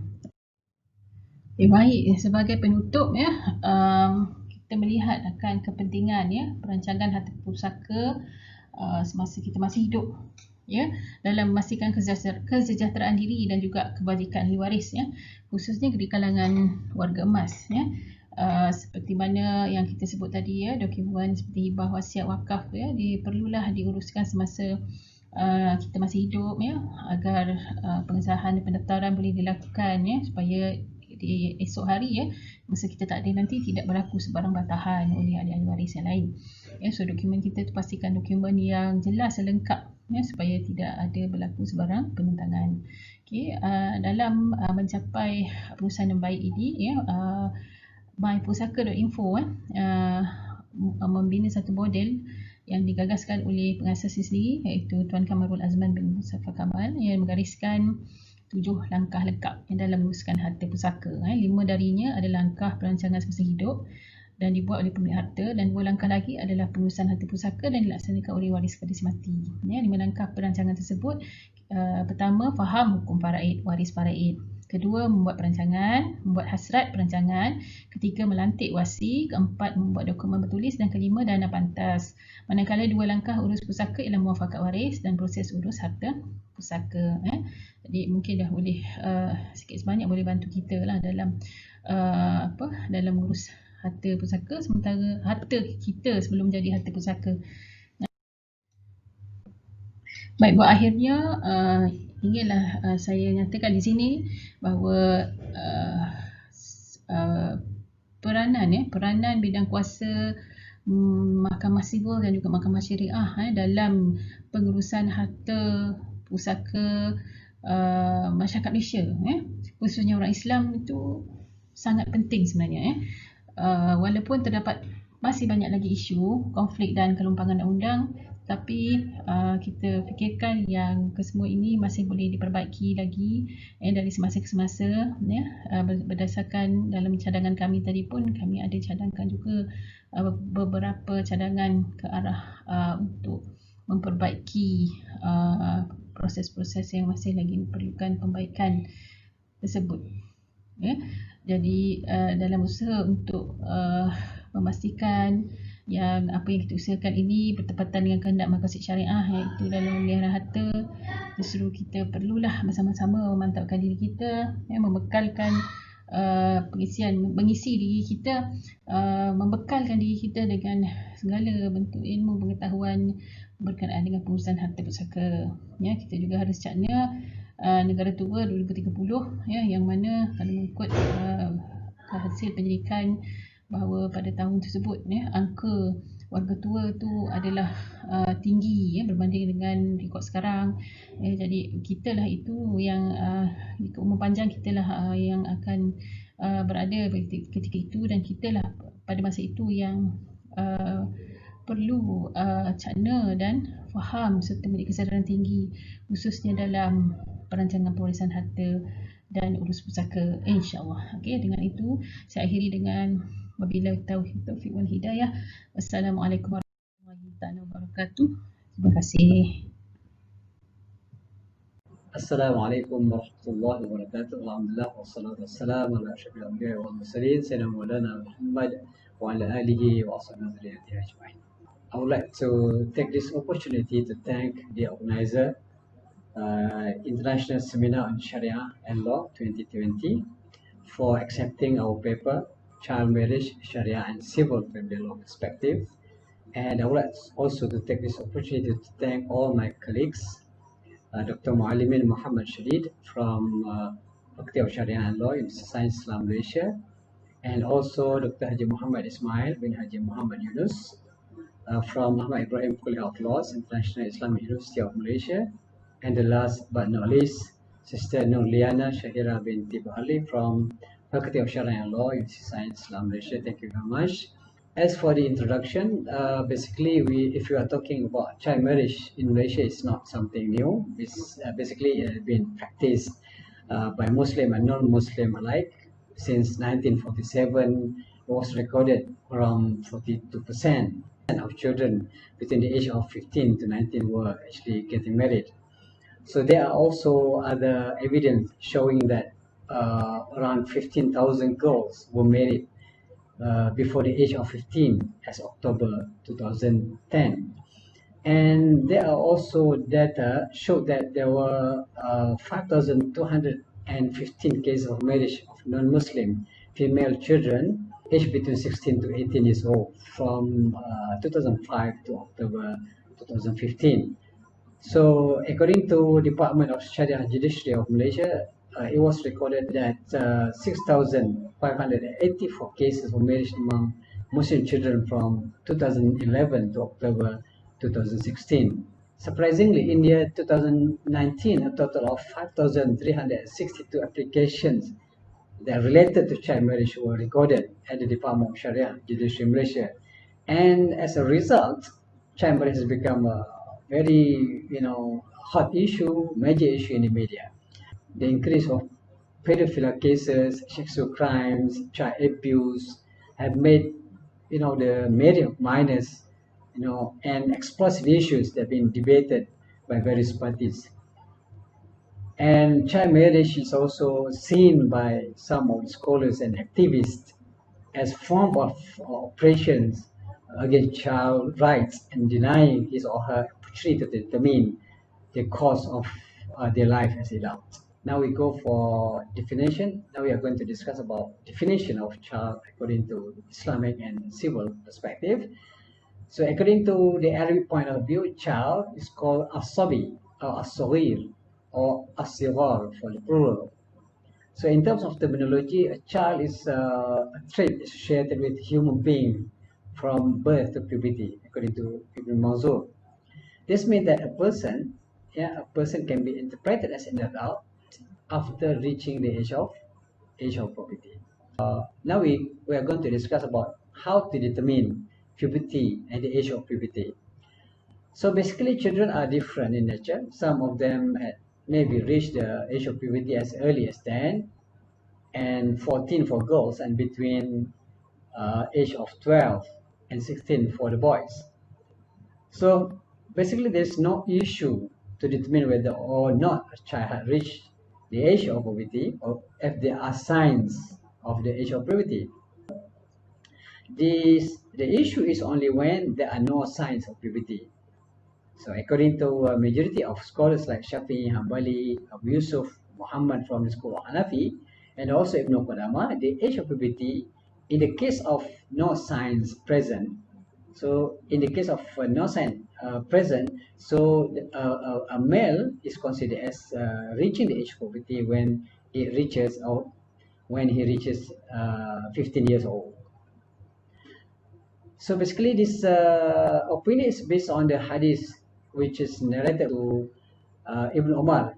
It was narrated by Ibn Umar, who said that he had offered himself to join the Battle of Uhud when he was at the age of 14.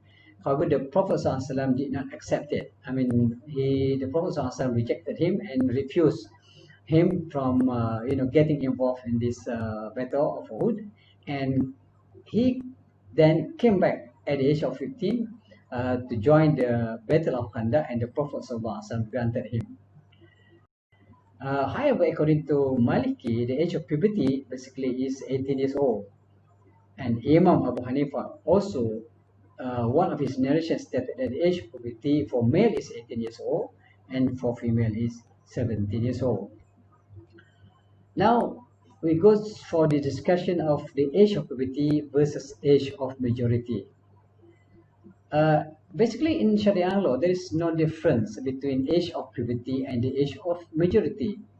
Because why? Because a person who had reached age of puberty, either by showing signs, as we said earlier on, of puberty as explained earlier, or by reaching certain age as viewed by scholars, would be considered as reaching the age of majority.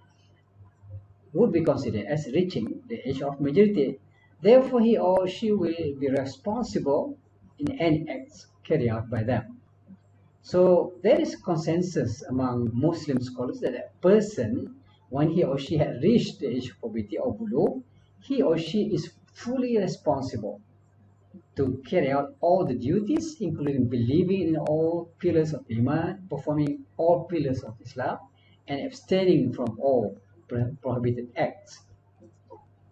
For instance, if someone at the age of 15, for example, committed a crime, and he at the particular time is considered as reaching the age of puberty, okay, he or she would be punished the same punishment as an adult.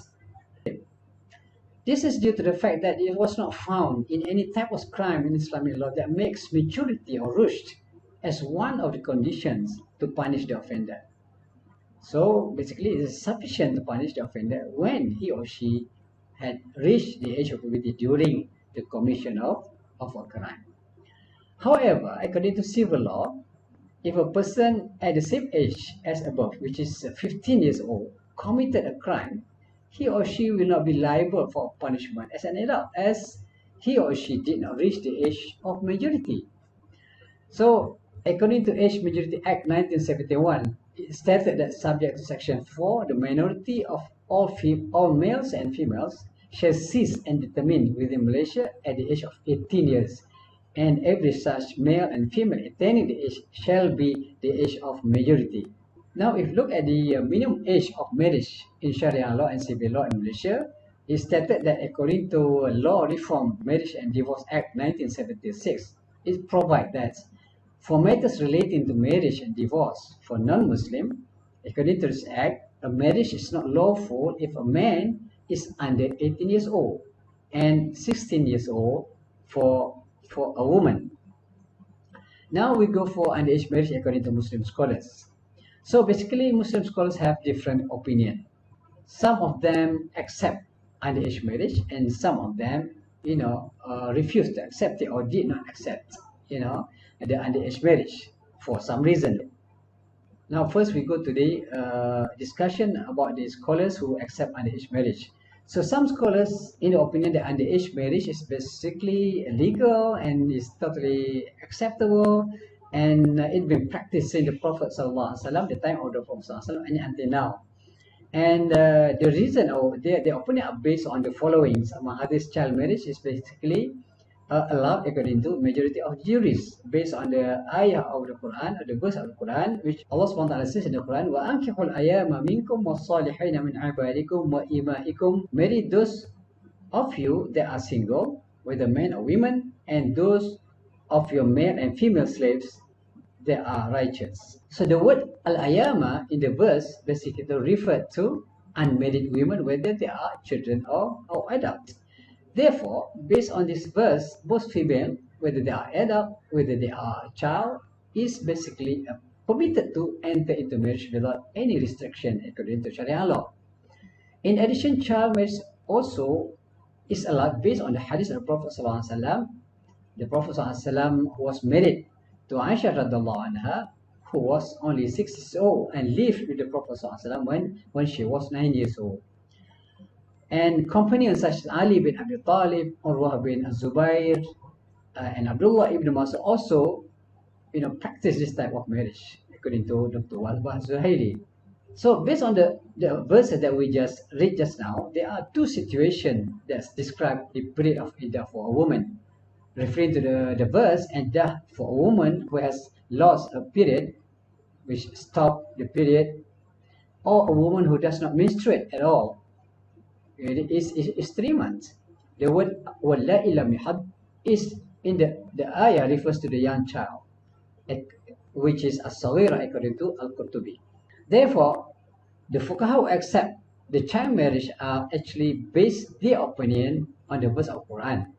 Even though the verse did not describe directly the provision of the type of women who can get married, however, by mentioning the iddah for those women who had menopause and the girls who do not have menstruation period yet, give the indication that these two types of women are allowed to get married.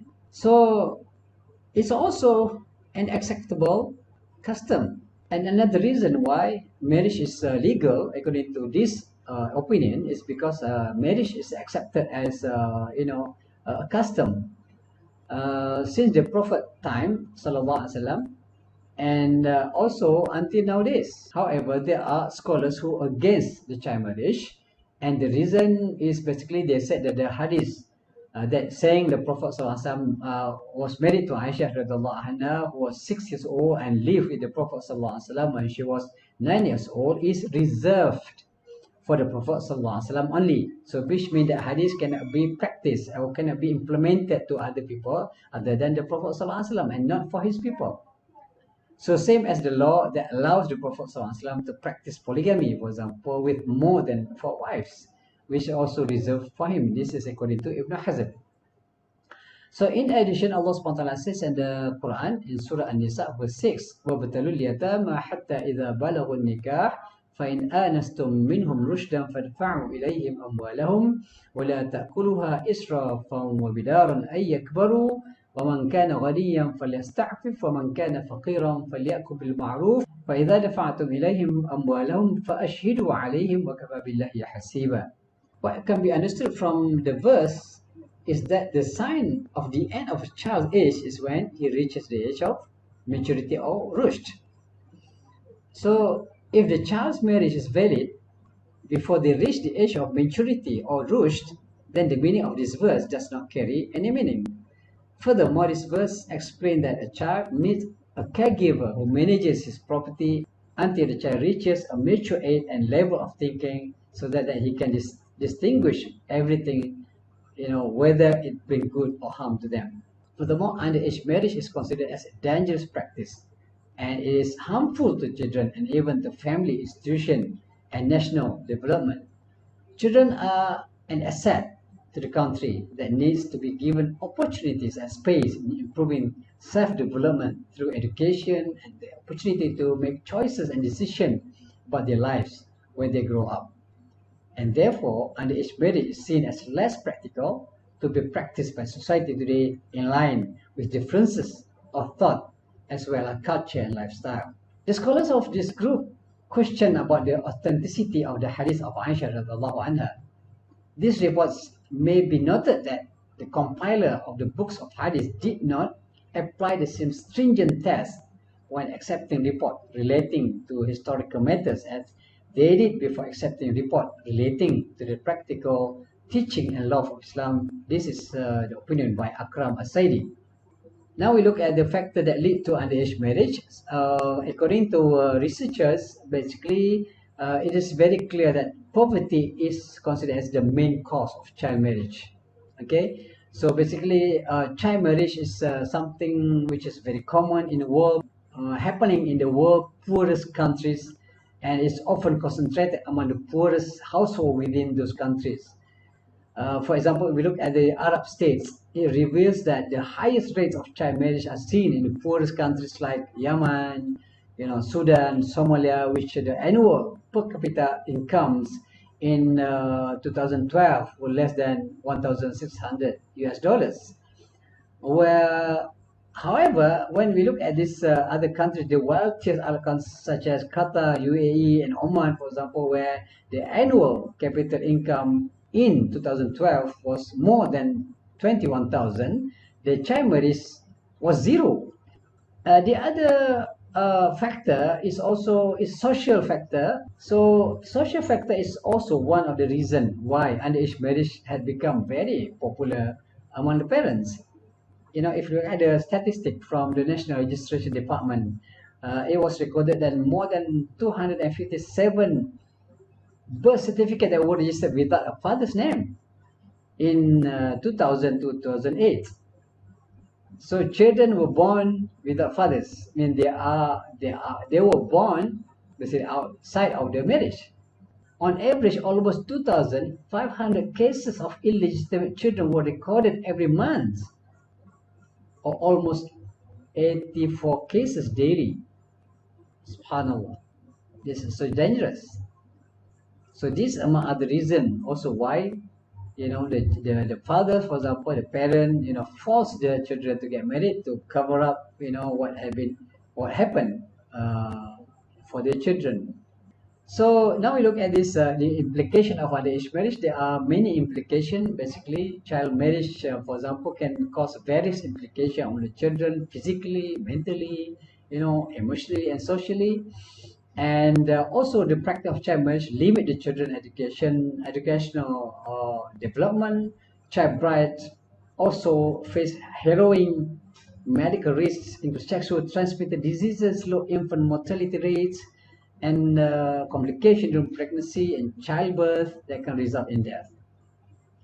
So there are also studies conducted by International Center for Research in Women found that girls under the age of 15 were 5 times more likely to die during pregnancy or childbirth than women at age 20 and above. Apart from that, women who get married, at young age are also more at risk getting, various type of diseases, HIV and all that. So now we look at this child marriage according to Maqasid al-Sharia. There are basically three principles of Maqasid al-Sharia known as Daruriyat, Hajiyat and Tahsiniyat. Daruriyat mean something that is extremely important for human lives. The absence of this element may cause great danger or difficulties to humankind. Daruriyat comprises of 5 main points. They are protecting religion, soul, intellect, descendants, and properties. Okay, in the context of early marriage, the principle of Daruriyat, which is under the protection of religion or Hifz Din, can be applied. Early marriage is proven to have big impact in protecting oneself from involving in sexual intercourse outside the wedlock, in which this act would affect the religion of the person involved. The protection of descendants helps us also one of the elements of Daruriyat, which also in this case can be applied in early marriage or underage marriage. A marriage that is carried out by an underage child can achieve a noble goal as explained in the Quran, which is to avoid adultery. However, you need to consider other factors as well, such as maslahah of the children and whether or not this type of marriage can cause harm or not to the children. So all these principles must be fully considered before any decision to be made. If the child marriage can bring good effect to the children and the marriage also does not harm them in any way, then in this case, the child marriage is recommended based in the principle of Maqasid al-Sharia. From this discussion, it can be concluded there are certainly some benefit of underage marriage. Among others are avoiding adultery, which is related to Hifz al-Nasl and indirectly related to Hifz al-Din as well. However, underage marriage cannot be carried out based only on a single goal and neglecting other maqasid. Therefore, the rule which says Dar'ul Mafasid Muqaddam ala Jarribil Masalih, which means repelling harms takes precedence over procuring benefits, should be also implemented in the case of underage marriage. So as a conclusion, there is no clear evidence showing that underage marriage is prohibited in Islam or prohibited in the Quran or Sunnah or the consensus of opinion or ijma of scholars. Therefore, it is wrong to prohibit underage marriage. In Islam, all prohibitions must be supported with clear evidence, as no one has the right to prohibit something which is made legal by Allah subhanahu wa ta'ala. However, if child marriage can bring harm to the children, only then, yes, only then that particular marriage should be prohibited, which means not all underage marriage should be prohibited, only marriage which had been given a thorough investigation by authority to be harmful to the children involved, only then it should be prohibited. With that, I would like to thank you. That's all from us. Thank you very much. Assalamu alaikum warahmatullahi wabarakatuh. بسم الله الرحمن الرحيم. الحمد لله رب العالمين والصلاة والسلام على سيدنا محمد عليه أفضل الصلاة والتسليم وعلى آله وصحبه ومن اتبعه بإحسان إلى يوم الدين. اعترافا بالفضل لأهله ورد المعروف إلى ذويه، أتوجه بوافر الشكر وعظيم الامتنان إلى رئيس وأعضاء المؤتمر العالمي في الشريعة والقانون لعام 2020 المحترمون، متمني لهم ولي التوفيق في هذا اليوم المبارك من أيام العلم. كما أتقدم بالشكر والتقدير إلى المشرف الرئيس الأستاذ المشارك الدكتور وان عبد الفتاح بن وان إسماعيل، الذي أفاض علي بتوجيهاته السديدة وآرائه الدقيقة، وأعطاني من وقته وعلمه الكثير دون تردد أو ملل، مما كان له بالغ الأثر بعد عونه تعالى في إنجاز ورقة العمل، فجزاه الله خير الجزاء. سعادة رئيس وأعضاء المؤتمر العالمي، انسجاما مع مستهدفات المؤتمر في تسليط الضوء على إسهامات الشريعة والقانون في التعامل مع جائحة كورونا، تتناول ورقة العمل موضوع المسؤولية الجنائية المترتبة بحق المصاب بفيروس كورونا كوفيد-19 المستجد في حالة نقل العدوى للغير عمدا وفقا للقانون الإماراتي. وتكمن أهمية ورقة العمل بأن إصابة الإنسان بفيروس كورونا من أخطر الإصابات في الوقت الحاضر لسهولة وسرعة انتقاله للإنسان، حيث دلت الإحصائيات على حدوث كارثة إنسانية لم تسلم منها أي دولة، وإن اختلفت عدد الإصابات والوفيات من دولة إلى أخرى. فبلغت الإصابات بفيروس كورونا على مستوى العالم عدد 42 مليون إصابة، كما أودت بأرواح عدد 1,200,000 شخص حتى هذه اللحظة. وتتمثل المشكلة في ورقة العمل بتحديد المسؤولية الجنائية المترتبة بحق حامل فيروس كورونا في حالة تسبب بسلوكه في نقل العدوى للغير قصدا، وفي التكييف القانوني لهذا السلوك، وتحديد العقوبة المترتبة في حالة ثبوت المسؤولية الجنائية عن نقل فيروس كورونا للغير. واعتمد الباحث على المنهج الوصفي لدراسة النموذج القانوني لجريمة نقل المصاب عدوى فيروس كورونا للغير عمدا في التشريع الإماراتي وطبيعتها القانونية والمسؤولية الجنائية المترتبة عليها. وفي إطار القانون الاتحادي لدولة الإمارات العربية المتحدة رقم 14 لسنة 2014 في شأن مكافحة الأمراض السارية، تصنف جريمة نقل فيروس كورونا للغير عمدا من أخطر الجرائم، إذ تكشف عن مدى الخطورة الإجرامية الكامنة في الجاني مع ما يصاحبه من خروج على قواعد الدين والأخلاق، وما يتصف بها مرتكبها من خسة ودناءة يبرران للمشرع الجزائي فرض أشد أنواع العقوبة بحق الجاني، وخاصة أوقات انتشار الأوبئة وإعلان حالات الطوارئ، كما هو الحال في وقتنا الراهن، والعالم كله يقف على قدم وساق في مواجهة جائحة كورونا. وإذا كان القانون الجنائي كقاعدة عامة لا يعتد بالوسيلة ولا الباعث على ارتكاب الجريمة لقيام المسؤولية الجنائية في حق مرتكبها، إلا أنه قد يتشدد في العقاب على الجاني عند تحديده للعقوبة التي يحتويها نص التجريم لاعتبارات يضعها في تقديره تتعلق بمدى جسامة الماديات الجرمية، وتتحدد هذه الجسامة بأمرين: الأول يتعلق بمقدار الأهمية الاجتماعية للحق المعتدى عليه، فكلما ازداد الحق ازداد العقاب، والأمر الثاني يتمثل في مدى جسامة الاعتداء على الحق، وهذا يتحدد بالنظر إلى مقدار خطورة الاعتداء والوسيلة المتبعة. وقد توصلت ورقة العمل إلى عدة نتائج وتوصيات يمكن إيجازها في الآتي. بالنسبة للنتائج، يشترط في جريمة نقل العدوى بفيروس كورونا أن يكون المجني عليه محل الجريمة سليم غير حامل للمرض مسبقا، إذ لا يصح الاكتفاء بمجرد توافر الحياة في المجني عليه، ويجب فضلا على ذلك أن يكون سليما معافى خاليا من هذا المرض، وأن صفة إصابة الجاني بالمرض الساري يعد عنصرا مفترضا لاكتمال ماديات الفعل المكون لجريمة نقل الفيروس عمدا للغير.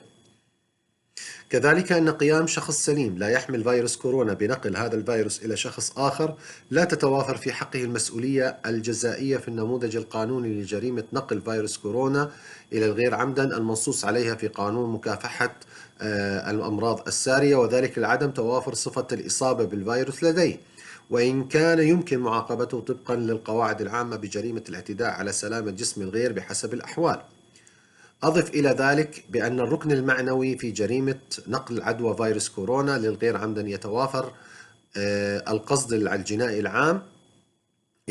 بتوافر القصد الجنائي العام بعنصريه العلم والإرادة، فلم يتطلب المشرع الإماراتي قصدا جنائيا خاصا لهذه الجريمة.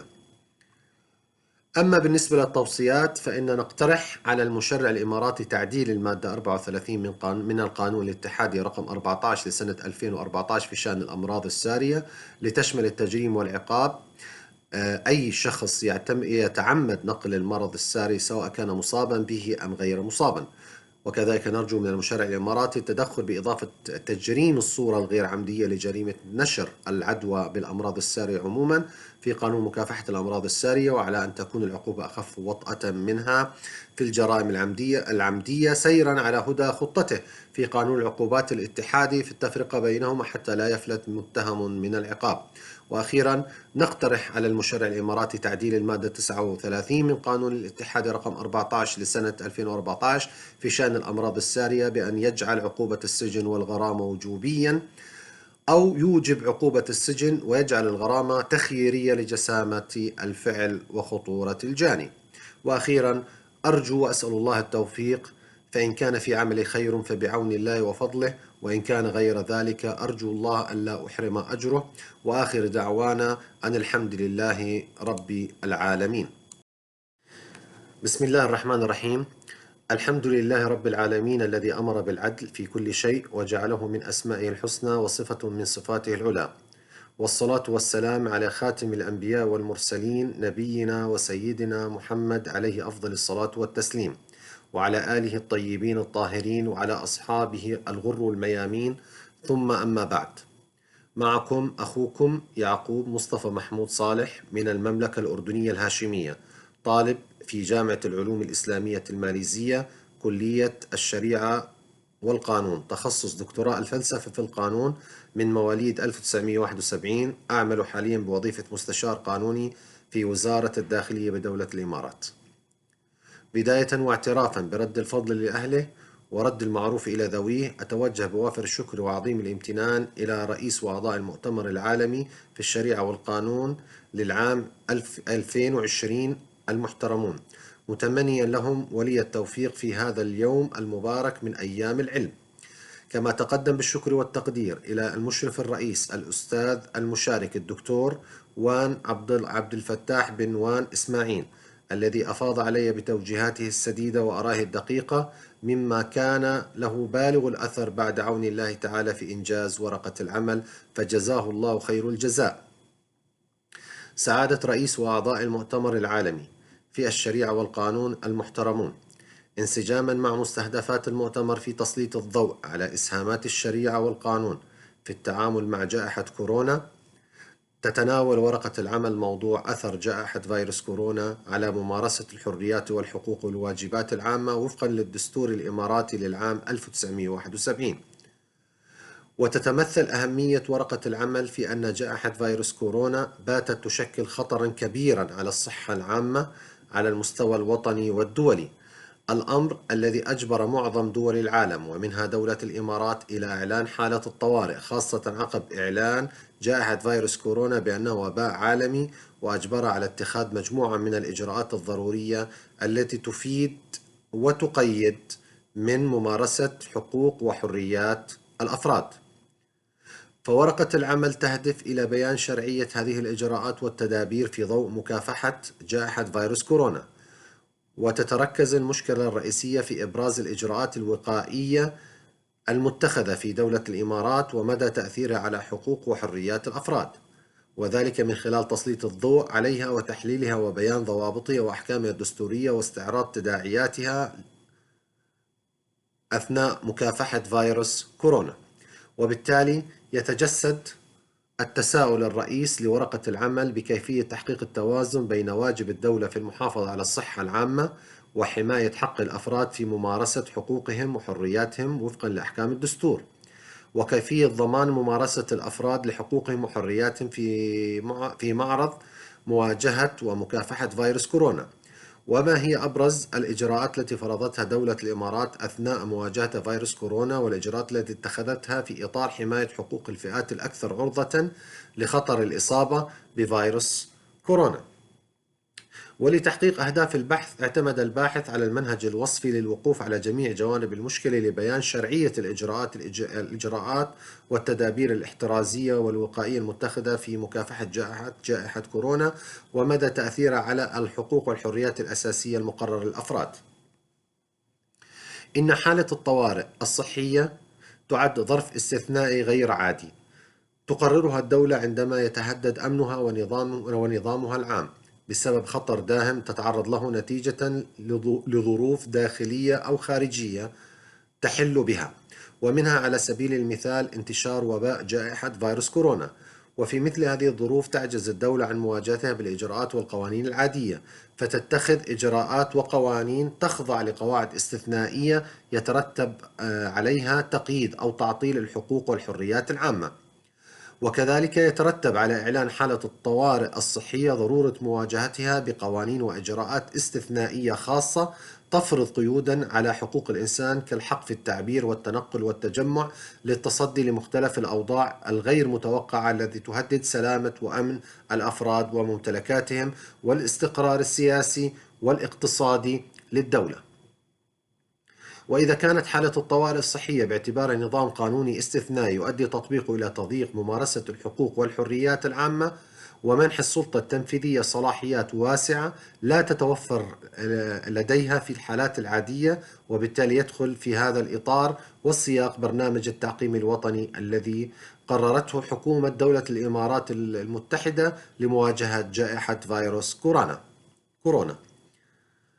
حيث استجابت دولة الإمارات العربية المتحدة لإعلان منظمة الصحة العالمية التي اعتبرت فيروس كورونا مرضا ووباء عالميا، فأصدر وزير الصحة ووقاية المجتمع القرار الوزاري رقم 223 لسنة 2020 بشأن تعديل جدول الأمراض السارية بإضافة فيروس كورونا المستجد كوفيد 19 ضمن القسم ألف من قائمة الأمراض التبليغ الفوري المدرج بالجدول رقم 1 من قائمة الأمراض السارية الواجب التبليغ عنها المرفقة بالقانون رقم 14 لسنة 2014 في شأن مكافحة الأمراض السارية.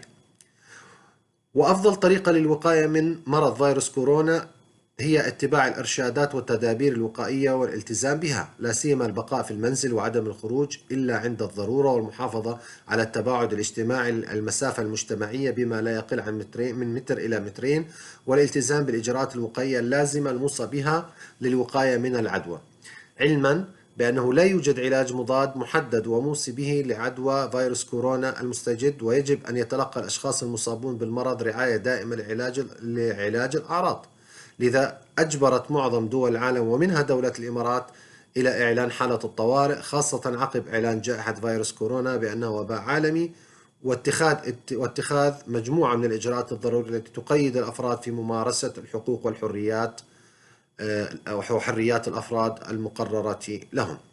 وفي الختام، توصل الباحث إلى عدة نتائج وتوصيات نرى أنها ستساهم في تحديد ملامح التوازن بين والإجراءات الاحترازية والوقائية والاستباقية لمكافحة انتشار جائحة فيروس كورونا المستجد، وممارسة الأفراد للحريات وحقوق والواجبات العامة المقررة لهم وفق أحكام الدستور، ويمكن إيجازها في الآتي. أولا، بالنسبة للنتائج، إن القانون قد يحظر على الأفراد المجتمع ممارسة نشاط معين في وقت معين أو مكان معين أو أسلوب معين، وفي هذه الحالة يتعين على الأفراد ممارسة حرياتهم وحقوقهم في هذا النطاق، فإذا تجاوزوه كان ذلك مخالفا للقانون أو اللائحة وأصبح التصرف باطلا مستحقا للمساءلة والعقاب. يتعين على السلطات الإدارية في ممارسة أعمالها أثناء مكافحة جائحة فيروس كورونا أن تتطابق مع أحكام القانون، أو بعبارة أكثر دقة أن تتصف بالشرعية. ثلاثة، أن الدور الذي تمارسه سلطة الضبطية الإدارية من خلال الإجراءات الإدارية يعد دورا وقائيا، وذلك بالنظر إلى طبيعة الإجراءات الإدارية والسلطة الإدارية التي أصدرته وطريقة إنزال المخالفة ومدى فعاليته وأثرها في تحقيق الردع العام، فهي لا تخرج عن كونها حماية ذات طبيعة مؤقتة وتهديدية تخضع في ذات الوقت لرقابة القضاء. إضافة إلى أن مبدأ مشروعية أعمال الضبط الإداري يعني خضوعها للقانون ومقتضى ذلك أن كل تصرف تجريه سلطة الضبط وتخالف به قواعد القانون يقع باطلا، فضلا عما يترتب عليه من مساءلة الإدارة بالتعويض عن الضرر الناتج عن هذا السلوك الخاطئ. ثانيا، أما بالنسبة للتوصيات فتركزت على أولا ضرورة تحقيق التوازن بين واجب الدولة في المحافظة على الصحة العامة وحماية الأفراد من مخاطر الإصابة بعدوى فيروس كورونا، وحق الأفراد في ممارسة حقوقهم وحرياتهم المقررة في الدستور. ثانيا، ضرورة حماية الحقوق والحريات العامة للأفراد أثناء التصدي للحالات الطارئة أو الظروف الاستثنائية، وأن تتكفل الدولة بضمانها بما يتوافق وينسجم مع حماية المصلحة العامة. ثلاثة، ضرورة وضع ضوابط وحدود للحريات والحقوق العامة في الحالات الطارئة الصحية ومنها جائحة فيروس كورونا حفاظا على الصحة العامة والنظام العام، وكذلك تحقيق سيادة القانون بخضوع الإدارة والدولة بصفة عامة للقانون، بحيث تكون تصرفاتها الإيجابية والسلبية في دائرة وحدود النظام القانوني المقرر في الدولة. وآخر دعوانا أن الحمد لله رب العالمين. السلام عليكم ورحمة الله وبركاته. معكم الباحث الدكتور محمد علي محمود، عضو هيئة التدريس بجامعة العلوم الإسلامية الماليزية. موضوع بحثه السنة الفعلية للمضاربة بمال الغير بوصفها آلية للتوفير فرص العمل، رعي الغنم كاستثمار للخريجين في السودان. أسباب اختيار الموضوع: أراد الباحث من اختيار هذا الموضوع أن يعالج أزمة البطالة التي يعاني منها الكثير من الخريجين. الطريقة التي تناول الباحث الدراسة من خلال محورين. المحور الأول تناول عمل الرسول صلى الله عليه وسلم في رعي الغنم بوصفه نموذجا للتمويل الذاتي لأفراد الأسرة العاطلين واستثمار بديل بالمقابل. أما المحور الثاني عزز دور السنة الفعلية في المضاربة بمال الغير. نأتي لأهم النتائج. من النتائج التي تناولتها الدراسة تفعيل منتجات قديمة من السنة النبوية تعتمد على بذل الجهد من خلال تنشيط التمويل الذاتي المتمثل في رعي الغنم والمضاربة. كذلك من النتائج إحياء سنة الاكتفاء الذاتي بوصفها كسبا بالمقابل من عمل اليد، كما كان يفعل الرسول صلى الله عليه وسلم والأنبياء في مهنة الرعي والمضاربة بأموال الغير. هذا وجزاكم الله خيرا على حسن الاستماع، والسلام عليكم ورحمة الله وبركاته.